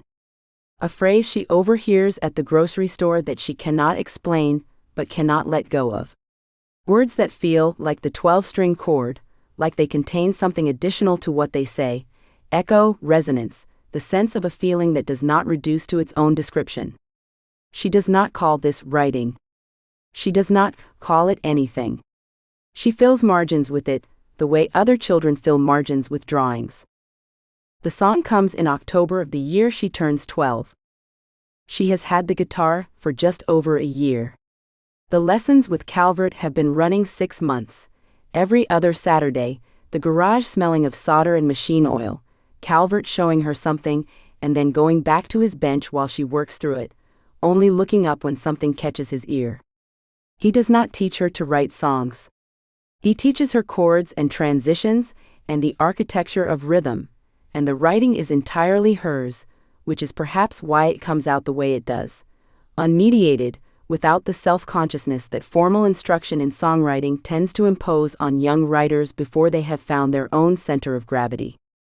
The song is called Lucky You, and she writes it in an afternoon. It begins as an exercise in something Calvert has been working with her on. Chord changes without stopping, the movement from one shape to the next fluid enough that the song doesn't stutter at every transition. She is running a progression she knows, G to D to M to C, the 4 chords that underlie more songs than most people realize, and something happens at the M that she does not plan. She pauses on it longer than the pattern requires. Lets the minor chord ring. And into that space a lyric arrives, already formed, as though it had been waiting for the chord to open the door. A line about watching someone else get the thing you wanted and finding, to your surprise, that you don't feel the way you expected to feel. Not bitterness. Something stranger. Something like relief, or maybe like understanding for the first time that wanting a thing and needing it are different. She writes the lyric down in the margin of her math homework. She plays the chord again. Another line comes. Then, another. She is not constructing the song, not yet, not in the deliberate architectural way she will learn to work in later years. She is following it, which is a different thing entirely. The melody is a close relation to the chord progression, sitting just above it, noting the harmonics that the 12-string is already producing. The chorus is 3 lines. She knows it is the chorus because it feels different when she plays it. Elevated, open, like a room with a higher ceiling than the one before it. She does not know these are things choruses are supposed to do. She discovers that they do. By evening, the song has a beginning, a middle, and an end. It has a bridge that appeared between the second chorus and the third. A small section in a different key that she stumbles into and backs away from twice before realizing it belongs. The bridge changes the emotional register of the song. It lets the song hold more than one thing at once. Later she will understand why bridges exist, what function they serve in the architecture of a song. At 12 she simply knows that the song felt incomplete without it, and that when she added it something settled. She plays it for Calvert on the following Saturday. He listens from behind his workbench with his hands still, which she has learned means he is paying full attention. She plays it through once without stopping, the way he has taught her, because stopping to fix mistakes teaches the mistakes, he has told her, and she is beginning to understand what he means. She plays it through, and the 12-string fills the garage with the song's doubled sound, its chiming layered resonance, and the lyric, her lyric, the one about watching someone else receive the thing you wanted, sits on top of all that sound and means exactly what she intended it to mean. Calvert is quiet for a moment when she finishes. Then, the bridge is the best part. And then after another pause, longer this time, the bridge is where you told the truth. She doesn't ask him to explain. She knows what he means. She walks home with the guitar over her shoulder, and the song still moving through her, not in her head exactly, but in the particular place between thought and feeling where things live when they are real. She is 12 years old. She has written one complete song. She does not know yet what this is the beginning of. She knows only that the afternoon felt different from other afternoons, that something entered and exited her through the making of it, and that she wants to feel that again as soon as possible. The 12-string is leaning against the wall of the den when she gets home. She picks it up without pausing and begins to work on something new. Chapter 8. The Sony ATV Staff Songwriter Milestone. The hallway outside the Sony ATV Tree Publishing offices smells like carpet cleaner and old ambition. Taylor Swift is 14 years old, and she is early. She has been early to everything that matters, early to the school musical, early to the rehearsal room, early to the moment she understood, with a child's uncanny precision, that being early was itself a form of argument. A statement. It said, "I want this more than you expect me to." She sits in a chair that is slightly too tall for her, legs not quite reaching the floor, a notebook balanced on her knees. Inside the notebook are lyrics. Not fragments, not half-formed melodies scrawled in margins, full songs with bridges, with emotional architecture, with the kind of turn in the final chorus that makes a listener feel they have been ambushed by their own feelings. She is 14. She is the youngest person ever to sign a staff songwriter deal with this company.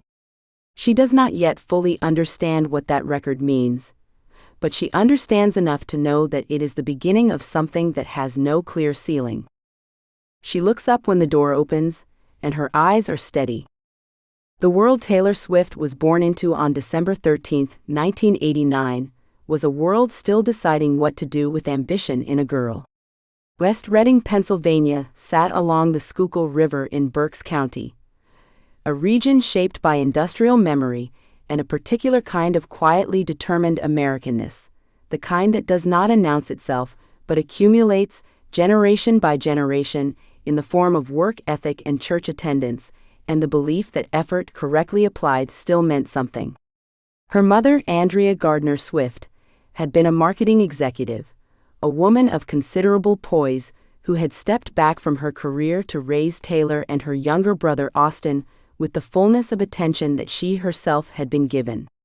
Her father, Scott Kingsley Swift, was a financial advisor at Merrill Lynch, whose family had staked its identity for generations in banking and propriety.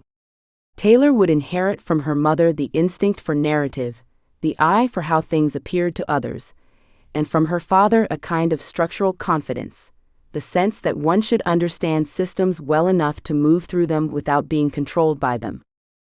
The town of Wyomissing, where the Swifts eventually settled in a stone house in a suburb of careful lawns and good school districts, was not the kind of place that produced pop stars in any conventional sense.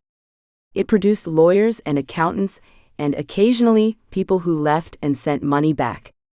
What it also produced, in Taylor Swift's case, was a specific kind of hunger that only comes from being somewhere just quiet enough to hear your own mind working. She began performing in local theater productions at age 9 or 10, taking roles in Berks Youth Theater productions of Grease, Annie, Bye Bye Birdie, musicals built on exactly the kind of emotional grandeur that her own interior life seemed to demand. She was not a child who fit neatly into the social geometries of middle school. She was too tall, too earnest, too much of something that her peers had not yet developed the vocabulary to describe. The cruelty of adolescence, which would later fuel some of the most precise social observation in her songwriting, was not abstract for her. It was the hallway between classes, the lunch table where seats were suddenly full, the particular silence that falls when a group of girls stops talking as you approach. She had started playing guitar at 11, after a theater friend's father, a computer repairman named Ronnie Creamer, taught her 3 chords and then allegedly informed her parents that she had a gift. The word gift can be a shortcut for adults who don't want to do the harder work of explaining what they witnessed, but in Taylor Swift's case, it pointed at something real. The speed with which she moved from 3 chords to composition, from composition to songs that had something to say, was not the trajectory of a hobbyist. By 12, she had written a musical. By 13, she was making the drive to Nashville on weekends, her mother behind the wheel, Taylor in the passenger seat with a stack of homemade demo CDs in her lap, each one packaged in a plastic case, each one placed in the hands of anyone at a record label who would hold still long enough to accept one. The demos were not polished. That was partly the point. They were evidence of volition, of a girl who had made something and wanted you to know she had made it herself. Nashville in the early 2000s was a city of gatekeepers, and most of the gates were built to a particular set of dimensions that Taylor Swift did not yet fit. Country music at that moment was undergoing one of its periodic identity negotiations. A tension between the traditionalists, who believed the genre's power lay in its rootedness, its specificity of place and working-class feeling, and the crossover architects, who had watched Shania Twain and Faith Hill expand the audience beyond any previous boundary and wanted to keep pushing. Into this conversation, the Swift family was introducing something that the labels did not have an obvious category for. A girl from Pennsylvania, not from the South, not from a musical family in any professional sense, who wrote her own songs and was, at 12 or 13, not yet remarkable enough on any single axis to justify the commitment of a development deal. The meetings were polite. The rejections were polite. The politeness was the point. It kept the door from ever quite slamming while also never quite opening. The specific obstacle Taylor Swift faced was not talent. Even the people who turned her away seemed to sense that something was there. The obstacle was timing, which in the music industry is sometimes a euphemism for not yet, and sometimes a euphemism for not ever, and you cannot always tell from the inside which one you are dealing with. She was too young for a development deal in any meaningful sense. The labels wanted to see what she would become, which required her to first become it, which required someone to let her try, which required the labels to take a risk they were not prepared to take. It was a loop with no obvious entry point. The conventional response to this situation was to wait. To grow up a little, get a little better, come back in a few years. Taylor Swift's response was to find a different door. The door she found was publishing. In the music industry's architecture, publishing and recording are distinct but related kingdoms. A record label signs an artist to make records. A publishing company signs a songwriter to protect and exploit their compositions. The underlying intellectual property of the songs themselves, the words and melodies that exist independent of any particular recording. A staff songwriter deal means the publisher believes in your compositional ability enough to pay you a salary, or sometimes just a draw against future royalties, in exchange for the songs you write during the term of the agreement. It is, in its way, a more fundamental bet than a record deal, because it is a bet not on your voice or your image or the market timing for your sound. It is a bet on your mind, on the internal machinery that makes songs. Sony ATV Tree was among the most storied publishing houses in Nashville's history, built on a catalog that included writers who had shaped the sound of country music across multiple decades. The company's roster was not, by custom or design, assembled from teenagers. When Taylor Swift walked into a meeting there in 2004, she did so partly because of a connection she had made. A woman named Pam McGee, who worked in Sony ATV's creative department, had taken an interest in Taylor's demos and had helped facilitate the introduction. What the company's executives heard in the meeting and in the material she had brought was sufficient to make them do something they had not done before: sign a 14-year-old as a staff songwriter, making her the youngest person ever to hold that distinction in the company's history. The significance of this was both practical and symbolic, and Taylor Swift understood both registers simultaneously. Practically, it gave her an income and, more importantly, a professional identity, a context within which her output meant something, within which a song completed was not just a personal achievement but a deliverable, a thing with commercial purpose and legal weight. It also gave her access to co-writing sessions with established songwriters, access to an institutional community that took the craft of song construction with a seriousness that matched her own. But the symbolic weight was, if anything, heavier. The youngest in the company's history. That was not a minor footnote. That was a marker, a data point in the story she was building about herself. A story in which the obstacles were real but not final, in which the doors that did not open became irrelevant because you found the one that did. She understood something about the music industry at 14 that many people spend careers failing to grasp, that the composition, the song itself, was the bedrock asset, and that whoever controlled the publishing controlled something deeper and more durable than any recording contract. Her insistence on writing her own material, an insistence that had already defined her approach and would continue to define every subsequent decision, was not merely artistic preference. It was strategic. She had watched enough of Nashville's inner workings by this point to know what happened to artists who did not write their own songs. They were dependent on others for the material, and that dependence created a kind of structural vulnerability that could not be fully protected against by any other means. Her own songs were hers. That ownership was not negotiable, and it never would be.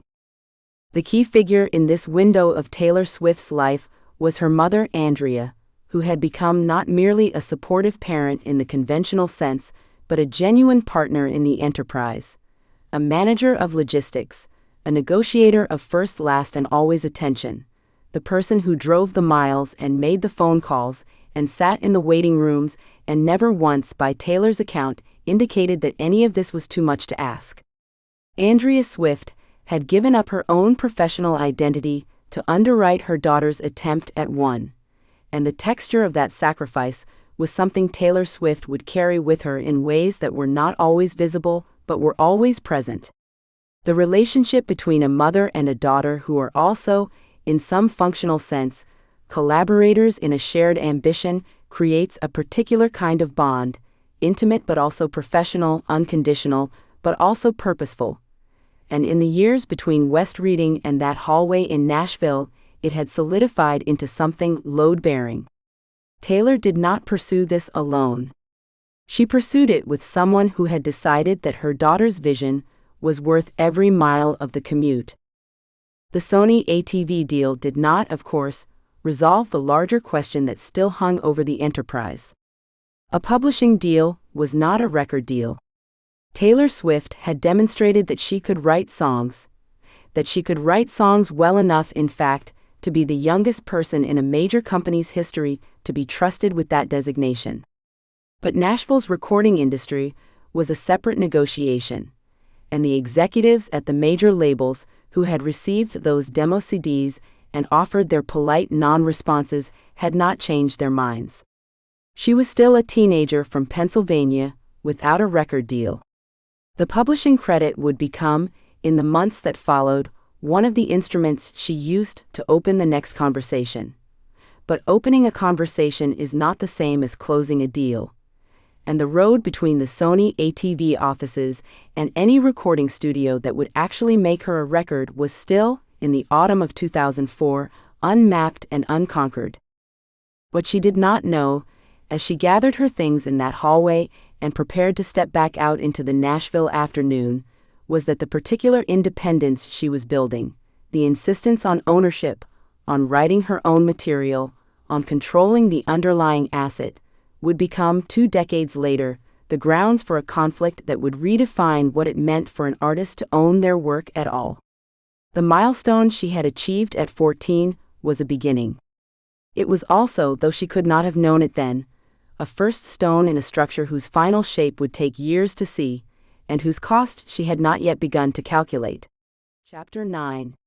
The RCA Records Development Deal. The conference room smelled like stale coffee and ambition, the particular combination that permeates every mid-level office in every record label in Nashville. a city that had learned long ago how to manufacture dreams and, when necessary, how to quietly unmake them. Taylor Swift was 13 years old. She sat across from men who wore their authority the way they wore their cowboy boots, broken in, comfortable, utterly unself-conscious, and she listened with the focused attention of someone who had been rehearsing this moment not in a mirror but in her mind, running the tape forward and backward until she understood not just what she wanted to say, but what she needed them to hear. She had her songs with her.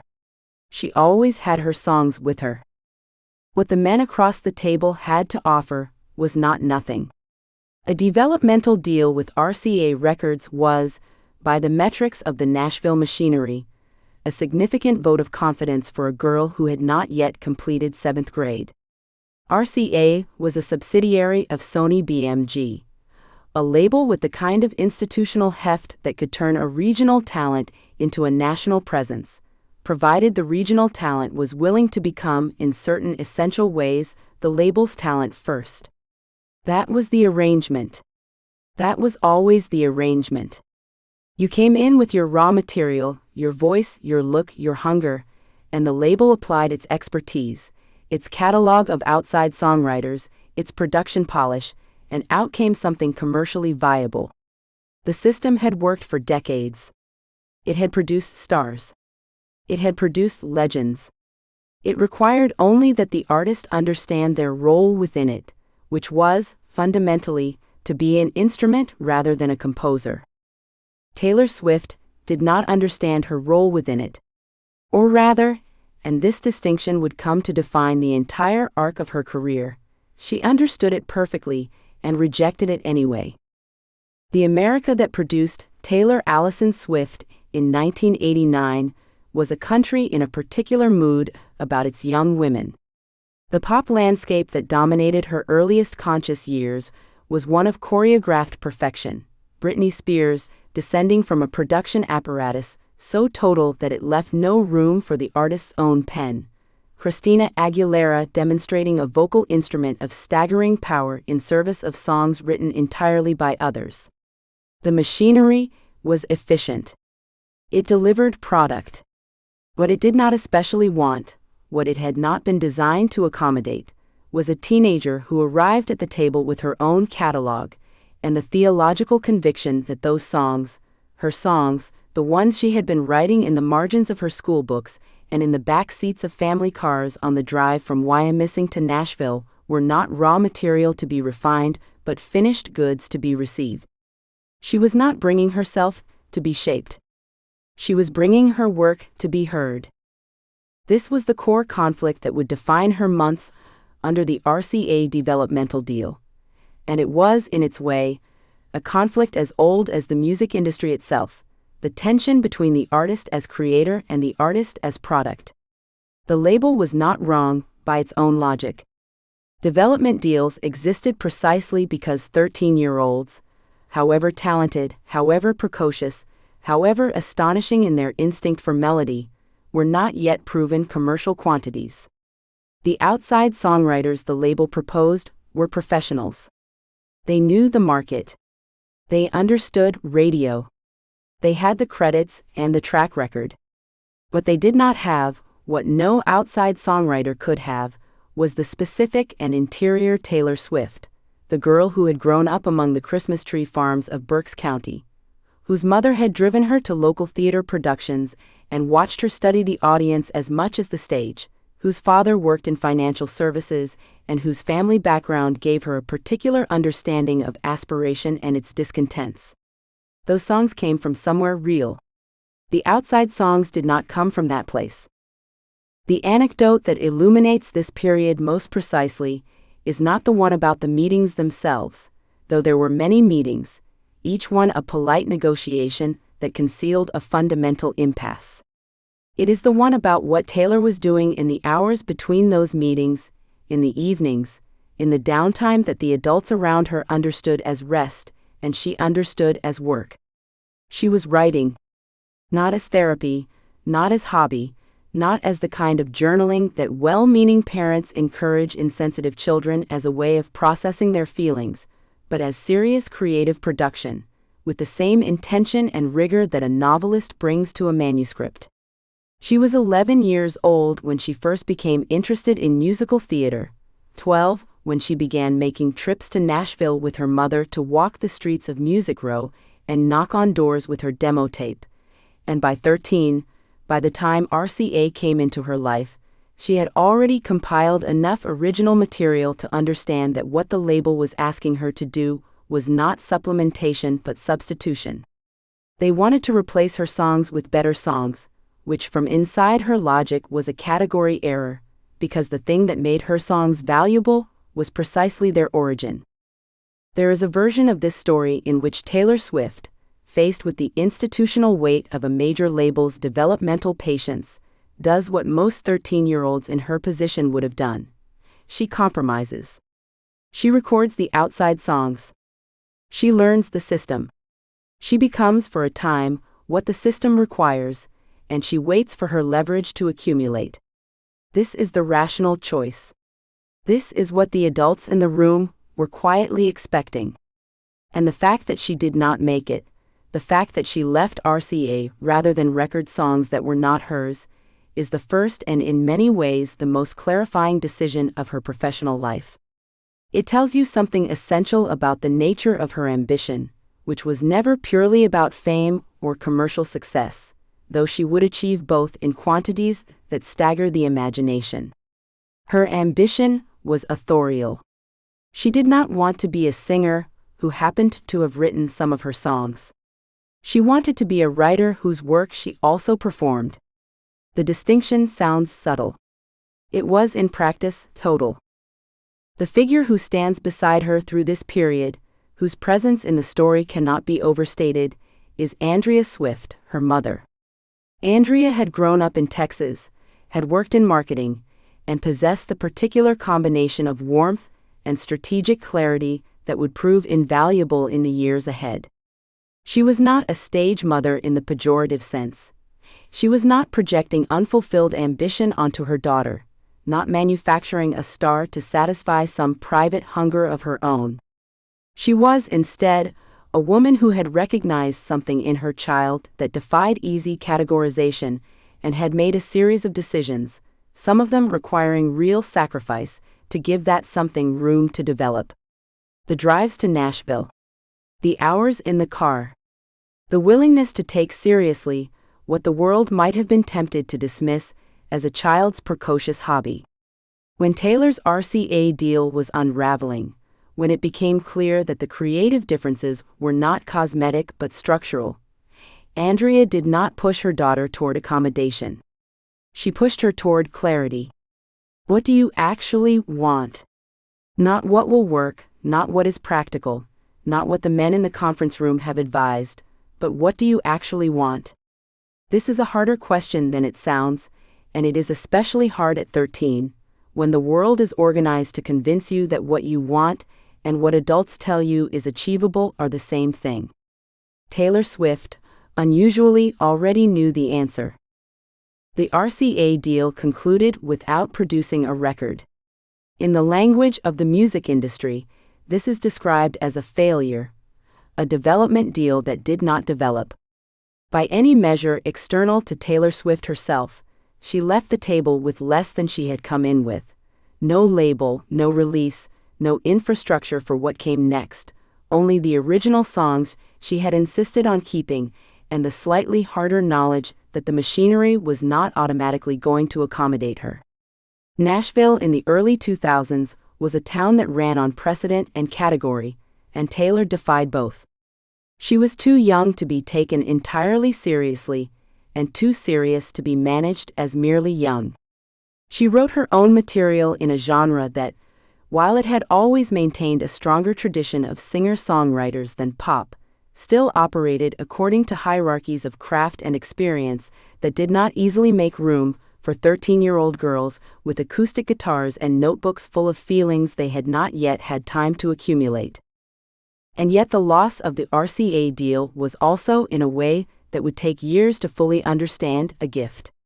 Not the sentimental kind of gift that difficult experiences are sometimes retroactively declared to be, but a structural one, it forced a reorientation. It meant that when she and her family began looking at what came next, they were not looking at how to fit Taylor into an existing system, but at whether there existed, somewhere in the landscape of the American music industry, a system that might actually fit her. Scott Borchetta had not yet founded Big Machine Records.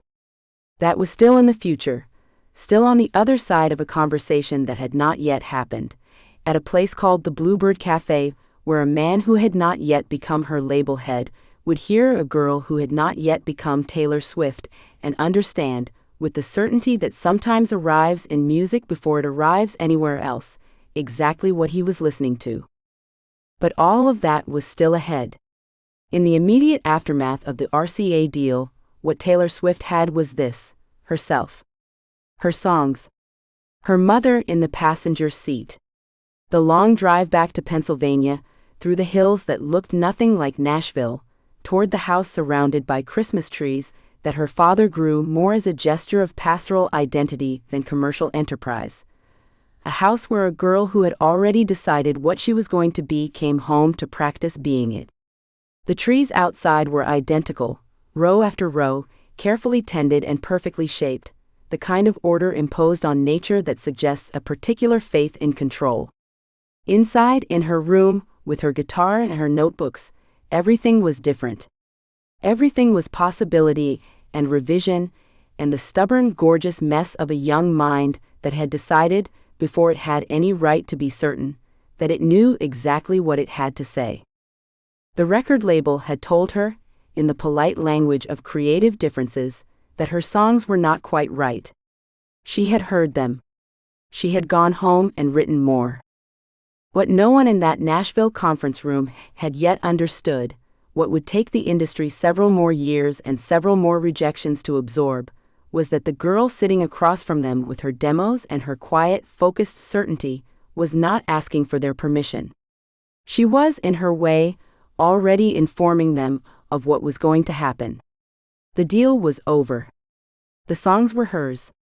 And somewhere in Tennessee, a man was preparing to bet his entire professional future on artists the major labels had decided were not quite right, building the independent infrastructure that would give Taylor Swift not just a recording contract, but something far more consequential: creative control, publishing ownership, and the architectural freedom to become, on her own terms, exactly what she had told everyone she was going to be.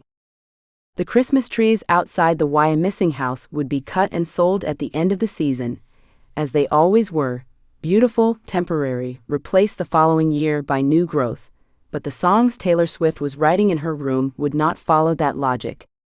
They were being built to last, accumulated with the patience of someone who understood, even at 13, that she was not in a hurry because she was not, in any meaningful sense, waiting.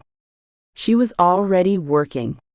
And the consequences of that work, quiet and invisible in a bedroom in Pennsylvania, were already moving through the world toward her, gathering force with every verse she finished, and every outside song she declined to record, building toward a storm that neither she nor the industry that had not yet found a way to contain her could yet fully see coming. Chapter 10. Walking away from RCA, the first move for autonomy. The conference room smelled like recycled air and ambition.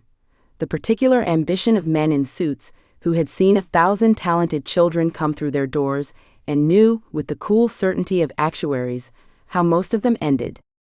Taylor Swift sat in one of those rooms sometime in the autumn of 2004, 14 years old, her posture correct in the way that daughters of determined mothers learn early, and she listened. She had been listening to versions of this conversation for years by then, the encouraging murmurs, the careful hedging, the implicit promise that someone else would decide when she was ready. What was different this time was that she had finally, quietly, decided she already knew the answer, and the answer was no. She did not slam a door. She did not issue an ultimatum in the dramatic register that the mythology of rock rebellion might suggest. Taylor Swift's first act of genuine artistic defiance was characteristically hers. It was polite, it was reasoned, and it was absolute. To understand what she was walking away from requires understanding what a developmental deal at a major label actually meant in 2004, and what it meant specifically for a 14-year-old girl from Wyomissing, Pennsylvania, who had driven to Nashville on weekends with her mother and knocked on the doors of Music Row with a karaoke tape of Dolly Parton and Dixie Chicks covers clutched in her hand. RCA Records, one of the most storied imprints in American popular music, the label that had carried Elvis Presley and Kenny Rogers and Clint Black, had signed Taylor to what the industry calls a development deal. The term sounds generous. It is not, or not entirely. A development deal means the label sees potential, but is not yet committed. It means the artist is being held in a kind of creative escrow, groomed, observed, shaped, and ultimately deployed on a timeline that belongs entirely to the corporation. The label would decide what songs she recorded. The label would decide when she was ready. The label would decide everything, and Taylor would wait. The music industry in 2004 was in the particular kind of crisis that industries mistake for stability. Digital downloads had already begun their slow dismemberment of the album format. Napster had been sued into irrelevance, but its ghost haunted every boardroom, and the major labels were responding the way large institutions typically respond to technological disruption, by tightening control over what they already had. For a teenage girl in that climate, the calculus of patience might have seemed straightforward. Be grateful. Be quiet.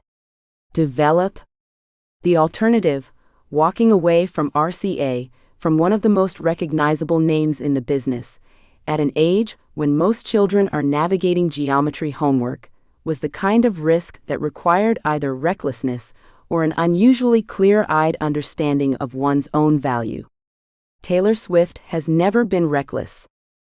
The core conflict was not, as it might appear from the outside, a simple negotiation gone sideways. It was something more fundamental, a collision between two irreconcilable philosophies of what Taylor Swift was supposed to be.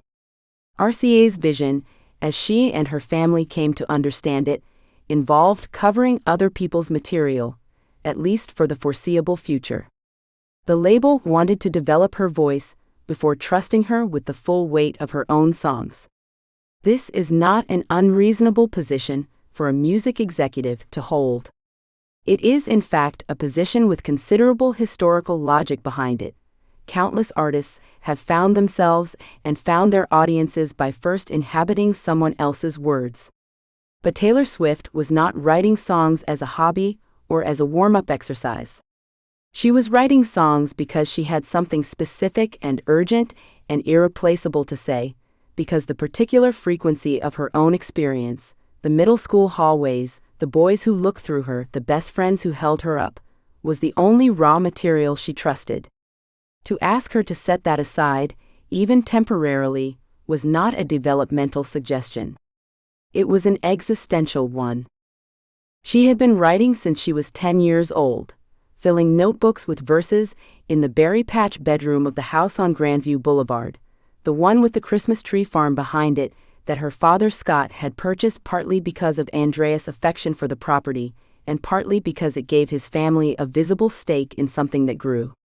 She had written poems first, then theatrical lyrics, persuaded her drama teacher Janet Mast to help her understand how musical theater built character through song, watched the older kids in the Berks Youth Theater productions, and understood intuitively that narrative and melody were not separate instruments, but the same one played differently. By the time she arrived in Nashville, with any regularity, she was not a child trying on a costume. She was a craftsman insisting on her own materials. It was Scott Borchetta who would eventually change the geography of her possibility, though he had not yet founded Big Machine Records when Taylor made her decision about RCA. The label that would give Taylor everything she needed did not yet exist. What existed instead was a lesson she was still in the process of learning: that the music industry, like most industries built on the exploitation of talent, was not organized around the needs of the talented. It was organized around the needs of the organization. Borchetta, then working in various capacities around Nashville, had crossed paths with the Swift family and had begun to understand something about Taylor that the development infrastructure at RCA had not quite metabolized, that her songwriting was not incidental to her appeal. It was the appeal. The girls who would eventually stand in arenas screaming her lyrics back at her were not going to be screaming someone else's words. They were going to be screaming hers, because hers were the ones that sounded like the inside of their own heads. The relationship between Taylor and her mother Andrea during this period is the axis around which the whole early story turns. Andrea Swift is not a stage mother in the conventional or pejorative sense, though the distinction can be difficult to hold when observing a mother who relocated her family, uprooted her own career in financial services, separated her husband from his Philadelphia office, changed the schools her son Austin attended to better position her daughter's career.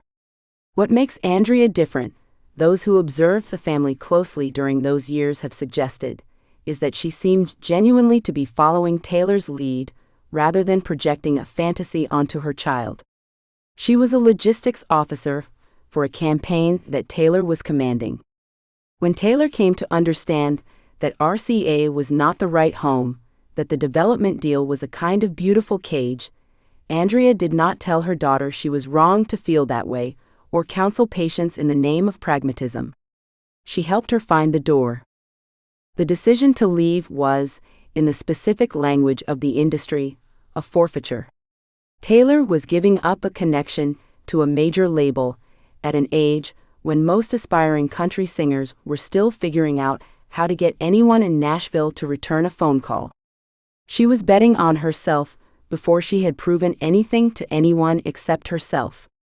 The specific anecdote that illuminates this moment most clearly, the keyhole through which her larger character becomes visible, is not the departure itself, but the reasoning she offered for it, reasoning she has described in various interviews over the years with a consistency that suggests it was not reconstructed after the fact but genuinely felt in the moment. She did not want to wait. Not out of impatience exactly, and not out of arrogance. She wanted to record her own songs because she was already writing songs that she believed were worth recording. She had enough self-knowledge at 14 to understand that if she handed her voice over to a corporation's development timeline, something essential would be lost in the waiting. Not polish, not skill, but the specific rawness of being 14 and furious and tender, and the particular way those years feel from the inside, which is the only way they ever feel worth anything. There is something both precocious and deeply American in this logic. The country that produced Taylor Swift has always told its children that individual vision trumps institutional caution, that the maverick who bets on herself against the established wisdom of committees will be vindicated by history. This is, of course, a story Americans tell themselves more reliably than history actually delivers it. Most people who bet against the major labels in 2004 did not end up with 17 Grammy Awards. But Taylor Swift did not know that yet. She only knew what she had, and she had decided it was enough to start. Nashville in 2004 was not particularly waiting for Taylor Swift. The country music establishment was in the midst of its post-Shania, post-Garth era of consolidation, producing music that was polished and emotionally safe and aimed with precision at the adult contemporary demographic that drove radio play and album sales at Walmart. There was no obvious commercial architecture for a 14-year-old girl who wrote country songs about her own life with the structural sophistication of a much older writer, but the emotional specificity of someone who had last week been upset about something that happened on the school bus. She was a format problem. The industry did not yet have a box she fit into, and the industry, as it always does, was inclined to reshape what it couldn't categorize. What Taylor understood, and what would take the rest of the industry years to catch up to, was that the box was wrong, not her. The girls who would find her music were not waiting for it in the places where Nashville was currently selling itself. They were waiting for it in a language that hadn't been spoken yet on country radio, a language that was honest about the melodrama of adolescence in the way that pop music occasionally was, but country music, with its adult preoccupations and its small-town nostalgia, rarely dared to be. She was writing toward an audience that existed but had no mirror yet, and the development timeline at RCA, which assumed she needed to become something more before she was ready, was in fact inverted. She was most precisely what she needed to be right now. The songs she was writing at 14, about what it felt like to be 14, were the songs. Not the warm-up. The songs. Andrea found Scott Borchetta again at some point during this period of renegotiation. And Borchetta, who had been incubating his own idea of an independent label built around artist development on the artist's terms, began to see in the Swift situation something he recognized as a genuine opportunity, not just commercially, but philosophically. He was building something new because he was dissatisfied with how the old system worked, and here was a 14-year-old girl who had already, on instinct and conviction, reached the same conclusion. They were not yet in business together. That would take a little longer. But the conversation had begun, and conversations like that one, between a restless executive and a teenager with a notebook full of songs and the nerve to say no to the biggest name that had ever offered her anything, have a way of becoming something more than their immediate occasion. What Taylor Swift carried out of that RCA conference room, or whatever the precise geography of her departure actually was, in a story where the emotional truth is clearer than the documentary record, was not a plan but a posture. She had learned something about herself that would prove to be the organizing principle of everything that followed, that her instincts about her own work were more reliable than anyone else's, that the willingness to wait on someone else's terms was not humility but surrender, and that the songs she was writing were not currency to be held in reserve for a moment the industry deemed appropriate. They were the thing itself, already whole, already hers, already exactly what they needed to be. She just needed a place that understood that. She did not know yet that the place Scott Borchetta was preparing to build would become the most consequential launching pad in the history of Nashville's new century, or that the record she would make there, the one she would release at 16 with her name on the cover and her songs in every track, would not just launch her career but detonate it. She did not know that the act of walking away from RCA would be remembered not as a cautionary tale, but as the first line of a longer story about a girl who kept choosing herself, even when the choosing meant giving something up. She did not know any of that. She just knew she was not finished writing, and that she intended to be the one who decided when she was. Somewhere in Nashville that autumn, in an office that didn't yet have a name on the door, a record label that didn't yet exist was quietly beginning to take shape, and the girl who would define it was already on her way.